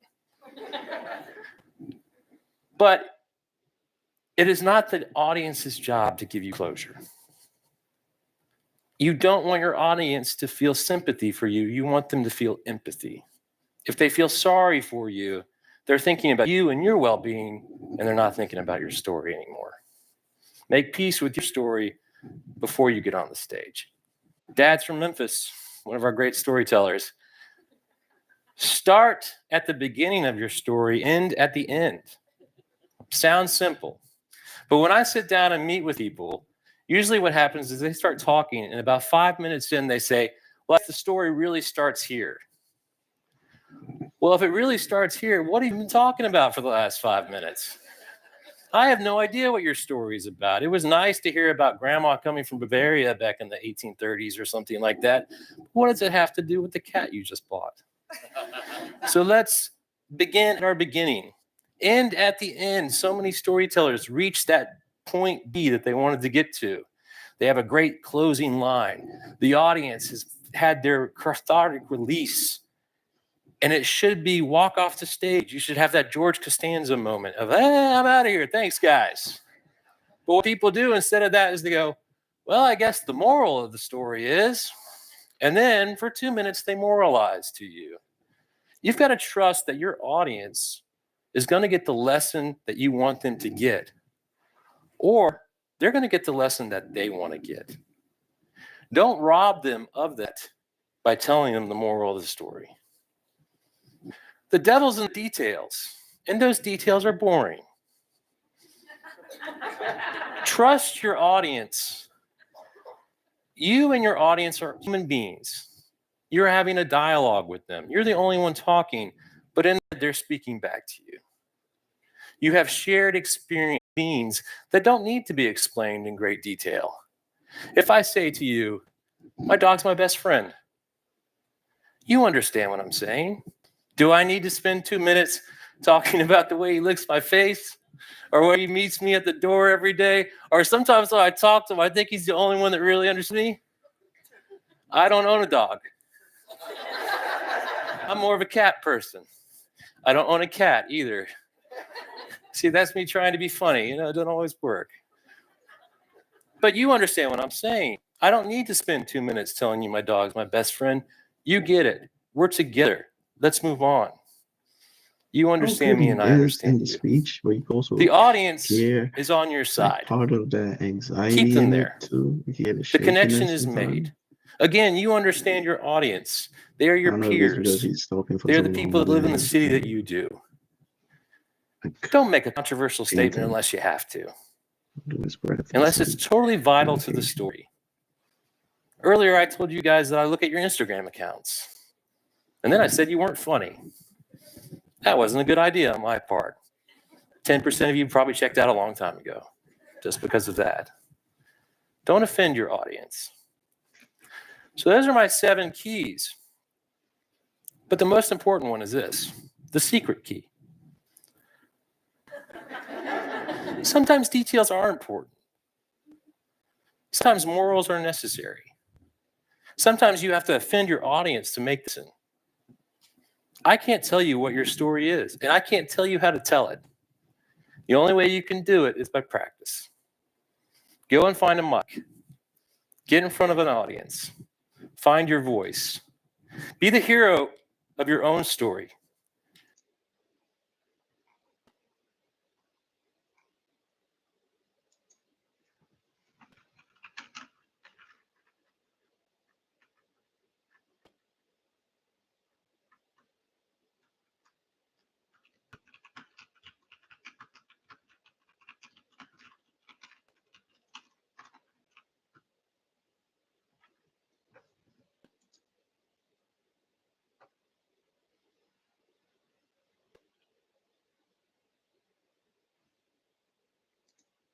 Several years ago, I lived on an Anishinaabe Native American Indian reservation for a month, and I met one of the best storytellers, I think, on the planet, at least on my planet. About a year after that, I met the second best storyteller that I've ever met in Asheville, North Carolina. In this video, I'm going to share 2 lessons that I learned from these phenomenal world-class storytellers on how you can tell really phenomenal stories.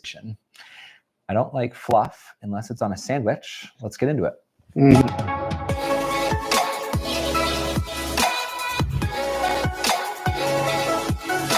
Multitasking too was a demon. I was living on this Anishinaabe Indian reservation in northern Minnesota and for a month purely to learn.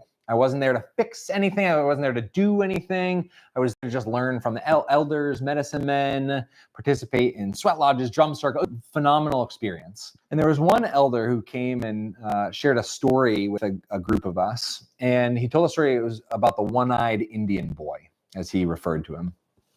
And the one-eyed Indian boy had lost an eye. And all growing up, this boy had been picked on and bullied and bullied and bullied. And for about 25 minutes, he told us a story of intense hardship for this kid.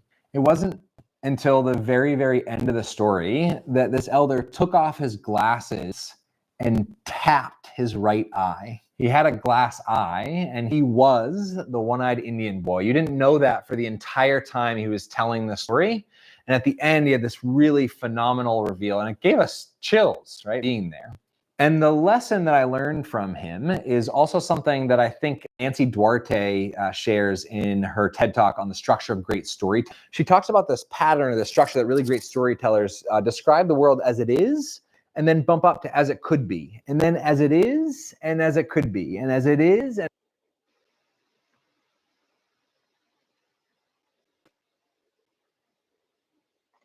as it could be.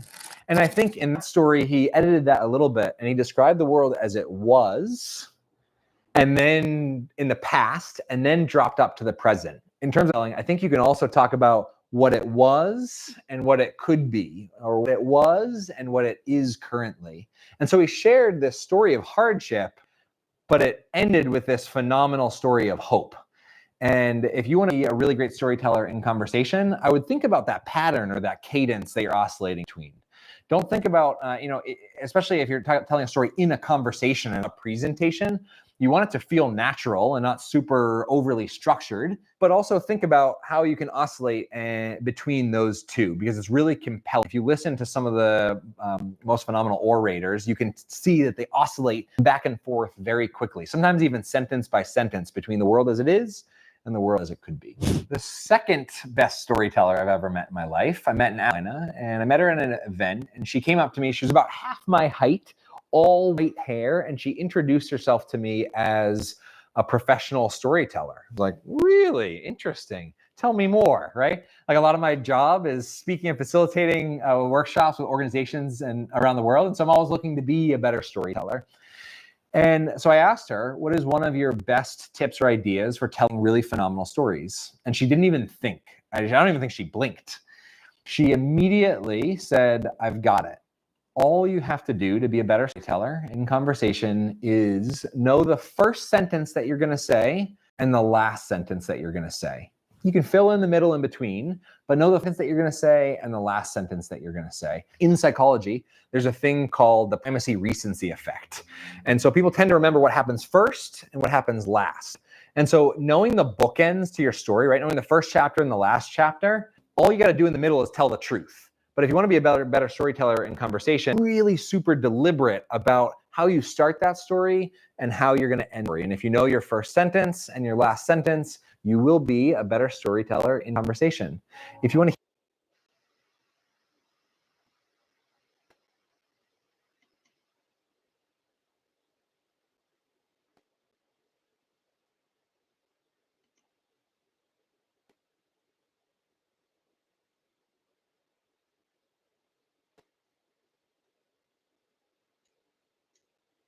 What would a conversation look like with 0 questions? This is a bit of an odd question that crossed my desk, but I have a really fun answer that has transformed the way that I dive in and engage in conversation with people, both in personal life and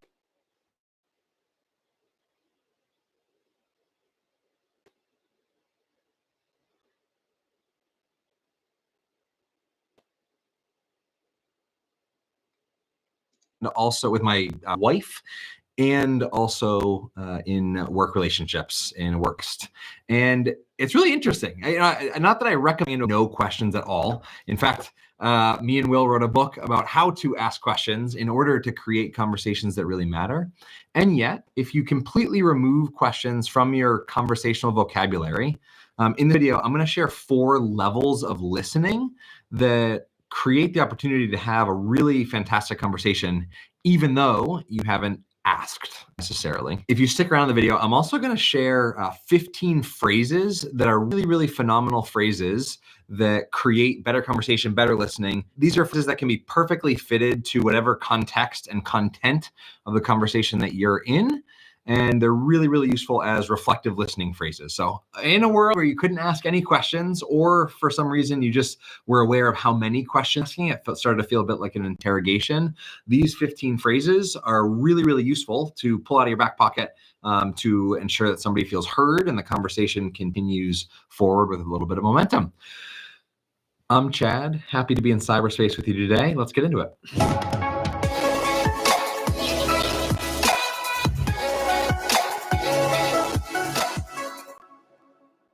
When I'm watching a video, I love to know kind of the path of where we're going before we get strung along too much. So the 4 levels of listening are verbatim, translation, unstated feelings, and connecting the dots. Let's take each one of those and expand them a little bit. At the end of this video, you will 100% be a better listener. If for some reason you feel cheated by this video and you don't feel like a better listener and a better conversationalist at the end of this video, you can write me an angry email, find my email somewhere, and me and Will will send you a free copy of Powerful Questions, Create Conversations That Matter. All right, you got to prove to us, though, that you learned nothing in this video. So verbatim reflection. So first of all, all of these levels of listening are really levels of reflective listening. And reflective listening is the idea that if I were to hold up a mirror to your words or whatever you're saying to me, I'm just going to hold up and reflect them back to you. Now, there's lots of ways that you can bend into a fun house at a circus or something. There's the mirror that's kind of curved that makes you look really long. There's one that makes you look really wide. And then there's just a normal mirror. Point is, you can reflect in lots of different ways. First way is verbatim reflection. So the first way is verbatim reflection. Do you see what there? Just literally repeated exactly what I just said, verbatim, word for word. And that is the idea of verbatim reflection. Now, this sounds ridiculous. And when I first learned it, it felt ridiculous to do. But I was shocked. I still am shocked that when I verbatim reflect what I heard somebody else say, frequently they either say, "Oh, that's exactly what I mean." No. This is what I meant. And then they actually clarify. It's phenomenal, like literally just feeding somebody's words back. And I think it's partially because we're in our own heads. And as we're speaking, we don't hear exactly what we sound like when we're speaking necessarily. And so that verbatim reflection is a really easy way to reflect back, keep a conversation going forward. Now, I will say verbatim reflection is probably most likely to end a conversation if the person's like, "Yeah, that's exactly what." And so if your goal is to have a conversation with by asking no questions, that might be a tough one. The second one is translation. So that is where I take most of your words, edit them a little bit, and then repeat them back. Right? I might take your language and put it into my language. So there are 2 types of translation. You can do a simple translation and a far out translation. Simple translation, just making some slight tweaks so that it doesn't sound like I just parroted back exactly what you said. Far out translation is where I'm using my own words as the listener and expanding on meaning. So if I ask you, how was your day? And you tell me it was really good. I had a big win at work and family life is good. I say a simple translation. Wow, it sounds like you had a really good day at work and things are going really smoothly with your family, right? Just a simple translation, nothing too crazy. Now, if you said that same thing, a far out translation might look like, wow, it sounds like your life as a whole is going really, really well. Do you see how that was my own words? And I even expanded on the meaning of what and family life is good. If I ask you, parents, want to have a conversation with this translation. So that is where I take to tell me if I had a big win at work and tell me family life is good, I could say a simple translation. Wow, it sounds like you had a really good day at work and things are going really smoothly with your family, right? Just a simple translation, nothing too crazy. That same thing, a far out translation might look like, wow, it sounds like your life as a whole is going really, really well. Do you see how that was my own words? If you say that same thing, a far out translation, a simple, really good day at work and things are going really smoothly with your family, right? Just a simple translation, nothing too crazy. Now, if you said that same thing, a far out translation might look like, wow, it sounds like your life as a whole is going really, really well. Do you see how that was my own word, even expanded on the meaning of what you just said in that moment? Now, the power of a far out translation is when you expand that meaning, you often invite a really thoughtful response from the other person, either clarifying or expanding on what you've just said, because you've taken some liberties and extended the conversation or extended what they said a little bit further than they actually said. Harder to do, but extremely powerful if done well. The third level of reflective listening is reflecting back unstated feelings. And this is a really useful one that is extremely underutilized. And what I mean by that is when we speak, words come out of our mouth, and most of the time, depending on who it is, most of the time they're not necessarily filled with emotional words. They're not, people don't necessarily say, I'm really sad right now, or I'm really angry right now. Sometimes we do, but more often not, we're describing something that's really making us really frustrated, but we don't say I'm angry. It just, we see that frustration. And so reflecting back unstated feelings would be something along the lines of just looking back at them and observing, hey, I can see that you're really frustrated right now. In fact, my wife and I are reading this parenting book together, and I love there was a comic in it that showed a kid who bumped his head and was crying, screaming, really reacting. And the parent was just, there were two types of parents. One was, and the most common thing that we do with people's feelings is deny and dismiss them.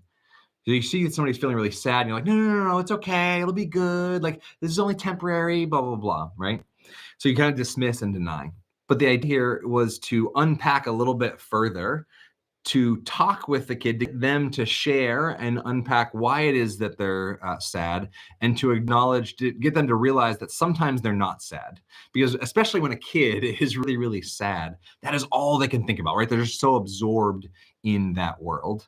Whereas if you're able to pull out and you have some unstated feelings at you, it gives you some more awareness and some more choice over your emotions, which is an extremely powerful gift to give to somebody. And then the fourth level of reflective listening is really, really cool. Connect to somebody. Yes, and you have choice over your emotions reflected back at you. It gives you to somebody.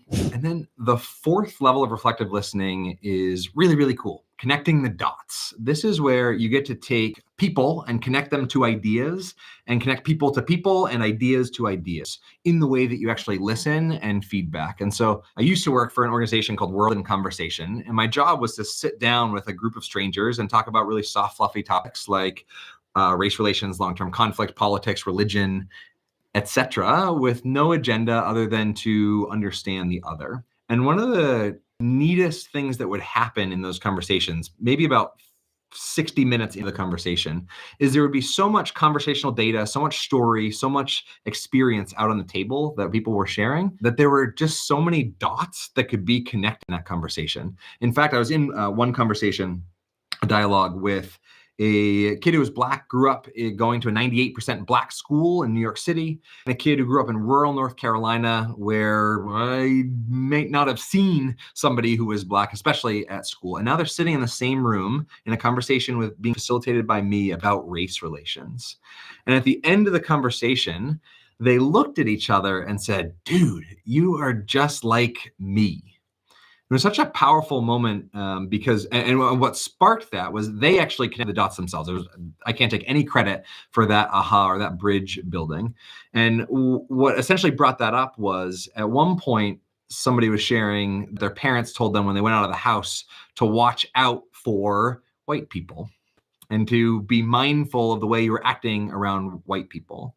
And somebody else's parents said, when you walk out of the house, be mindful of how you interact around or with people who are Black. In that conversation, right, they saw, and they saw these dots being connected. They actually looked at each other and said, dude, you're just like me. And that's the power of really great connecting the dot type of listening as the facilitator or as a leader or as an educator, to be able to connect what somebody's talking about now with what they did talk about in the past, or what somebody else talked about in the past, or to connect two people in the present. Just having the language of thinking about listening to connect the dots will make you a really, really fun conversationalist to be around. So now that you've got 4 levels, will make people in the present. Well, the dot type of listening is as the facilitator or as a leader or as an educator, to be able to connect what somebody's talking about now with what they did talk about in the past, or what somebody else talked about in the past, or to connect two people in the present. Just having the language of thinking about listening to connect the dots will make you a really, really fun conversationalist to be around. So now that you've got 4 levels of reflective listening, it's helpful to have phrases that mix up the way that reflective listening sounds, because you don't want to sound like Dr. Phil that just says, I hear you saying, I hear you saying, I hear you saying, right? Repeat back, because when you're reflecting too much, you can start to sound like a therapist or a counselor, which likely, if you're watching this video, is not your goal or your aim. And so here are a bunch of different phrases from page 138 in Ask Powerful Questions that you can use to start reflective listening statements. Now, my editors are gonna just fill up the screen so that you can pause and screenshot them if you want. My invitation before I read them off and share them with you, my invitation is for you to pick out 2 or 3 that are not normal vocabulary of listening and add them to your back pocket. Because when you're able to mix it up, even just between 2 or 3, you don't need 15 phrases necessarily, but pick 2 or 3 that feel like you, that you'd feel comfortable using in conversation, and just have them in your back pocket. It's a really great way to keep a conversation meaningfully going without questions.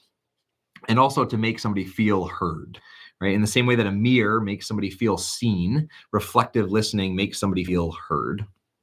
So somebody to feel comfortable using in conversation, and just have them in your back pocket. It's a really great way to keep a conversation meaningfully going without questions.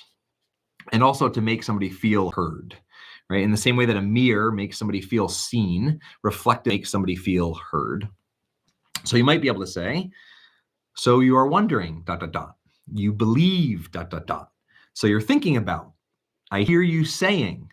So what you are saying is, you seem, I'm getting, you think, it is important to you, it feels like you are.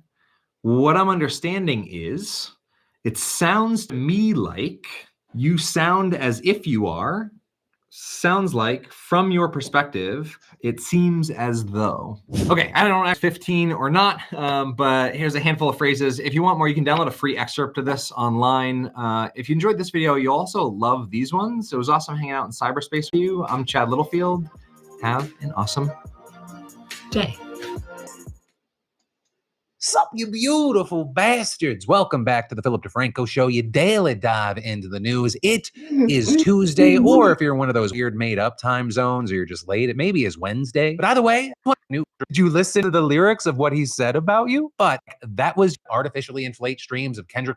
Go on the record to say, I didn't lose. You guys cheated, right? That is roughly what Drake just alleged in a new court filing, accusing Universal Music Group and Spotify of scheming to artificially inflate streams of Kendrick Lamar's Not Like Us. To which, when I first saw this news, I was like, that was your problem with the song, Drake? Did you listen to the lyrics of what he said about you? But there is an update on that front that we'll get to. Because yesterday, when this petition was filed in New York, it said UMG did not rely on chance or even ordinary business practices to break through the noise on Spotify and likely other music platforms. Instead, it launched a campaign to manipulate and saturate the streaming services and airwaves with a song Not Like Us in order to make that song go viral, and specifically accusing UMG of charging Spotify lower licensing rates for the song in exchange for the platform recommending it to users who were searching for unrelated tracks and artists. Also claiming that UMG conspired with and paid unknown parties to use bots to artificially up the spread of Not Like Us and make it appear more popular than it really was. And then on top of all of that, Drake's lawyers also claim that they have received information that UMG has been taking steps in an apparent effort to conceal its schemes, including, but not limited to, by terminating employees associated with or perceived as having loyalty to Drake. Right? And with this news, it's not surprising that something's happening. Obviously,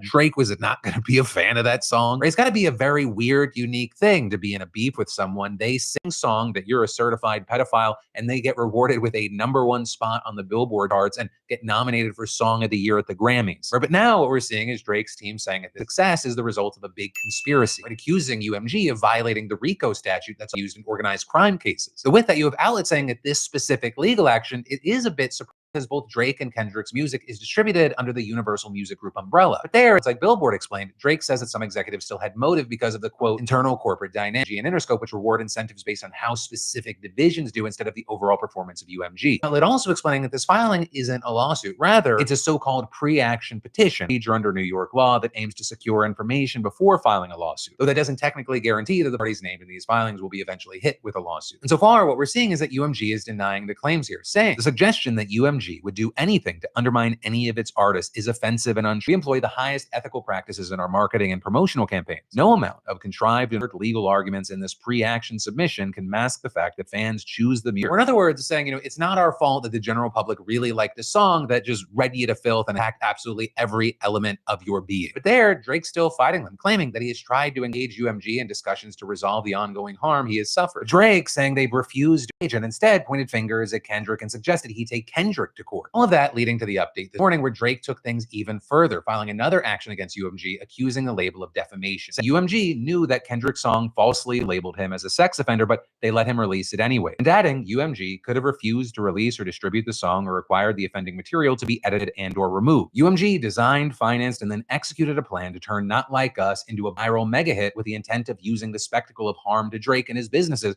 to drive consumer area and, of course, massive revenues. Now with that, as of recording, UMG has not yet responded to that specific claim, but like the first, as of right now, it is not part of a lawsuit. But anyways, I just want to say really quick, shout out to Drake. I forgot that Not Like Us was such a fucking banger. I'm just gonna have that on loop for my run this afternoon. And then I want you to imagine something, an army of weaponized grannies, because that is what is being unleashed on the scammer world right now. And so with that, I want you to meet Daisy. She's an AI-generated grandma created by a British phone company named Virgin Media O2 in order to fight scammers. And the way she fights scammers is by yapping. Right? She just chats with the scammer, them all about her grandchildren and her cat and the birds outside of her window. Also her knitting hobby, her biscuit preferences. And all of this is, she's just not great with computers. So could you explain what you need her to type again? And that's not even a joke. She reportedly spent nearly an hour on the phone with 3 scammers who were just trying to get her to type www. into a web. Right? And so that's it. Daisy is designed to seem like the perfect target for scammers with learns about technology. But unlike real life grannies, she don't need a nap. She will just talk and talk and talk, and she won't die. She'll just keep talking. Well, I do have a computer, but I'm currently at it. Yeah. I was actually just about to sit down with a nice cuppa and some biscuits. Do you like biscuits, Peter? Oh dear. 78 years young. Back in my day, we didn't have all the technology. Everything was much simpler. What about you, dear? Right, and obviously, while this is a beautiful middle finger to scammers, O2's idea here is also that every minute scammers are talking to Daisy, it's a minute they're not scamming a real person. Now, obviously, this isn't a completely unique idea. There are plenty of real people bait scammers using the same tactic, which is also some of my favorite content on the internet. And Daisy manages to get some pretty intense reactions from these scammers. It's nearly been an hour. For the love of gosh, how time flies. Stop calling me dear, you stupid.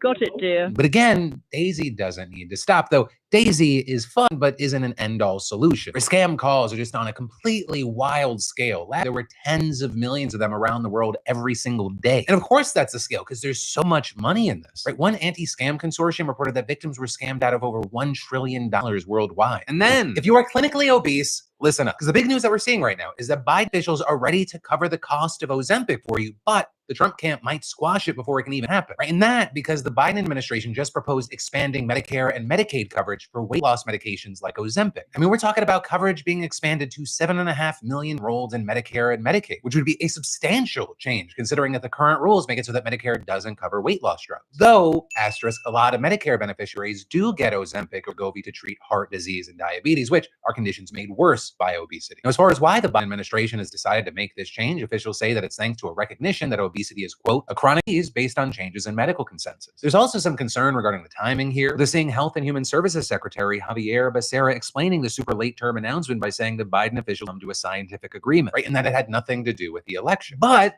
here's the thing.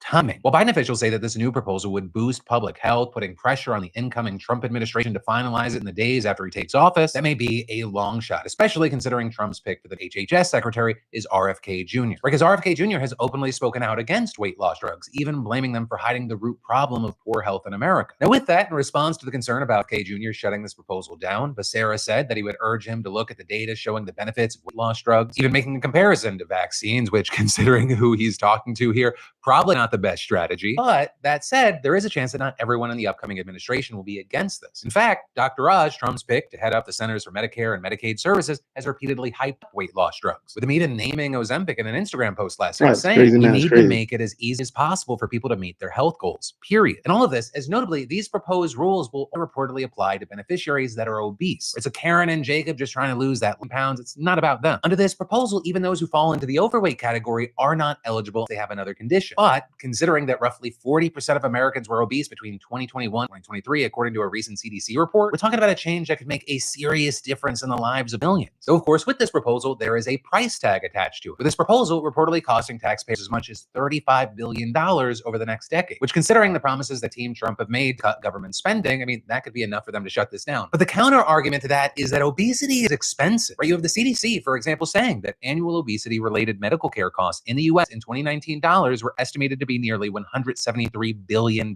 And this, in places like the Milken Institute, which is a nonprofit in Santa Monica, California, is saying it goes beyond just direct costs, claiming that American businesses lose $1.1 trillion each year due to obesity. But, for now, we'll have to wait to see what happens post January 20th. Then, taking a quick break from the news, I think we can all agree that too much of anything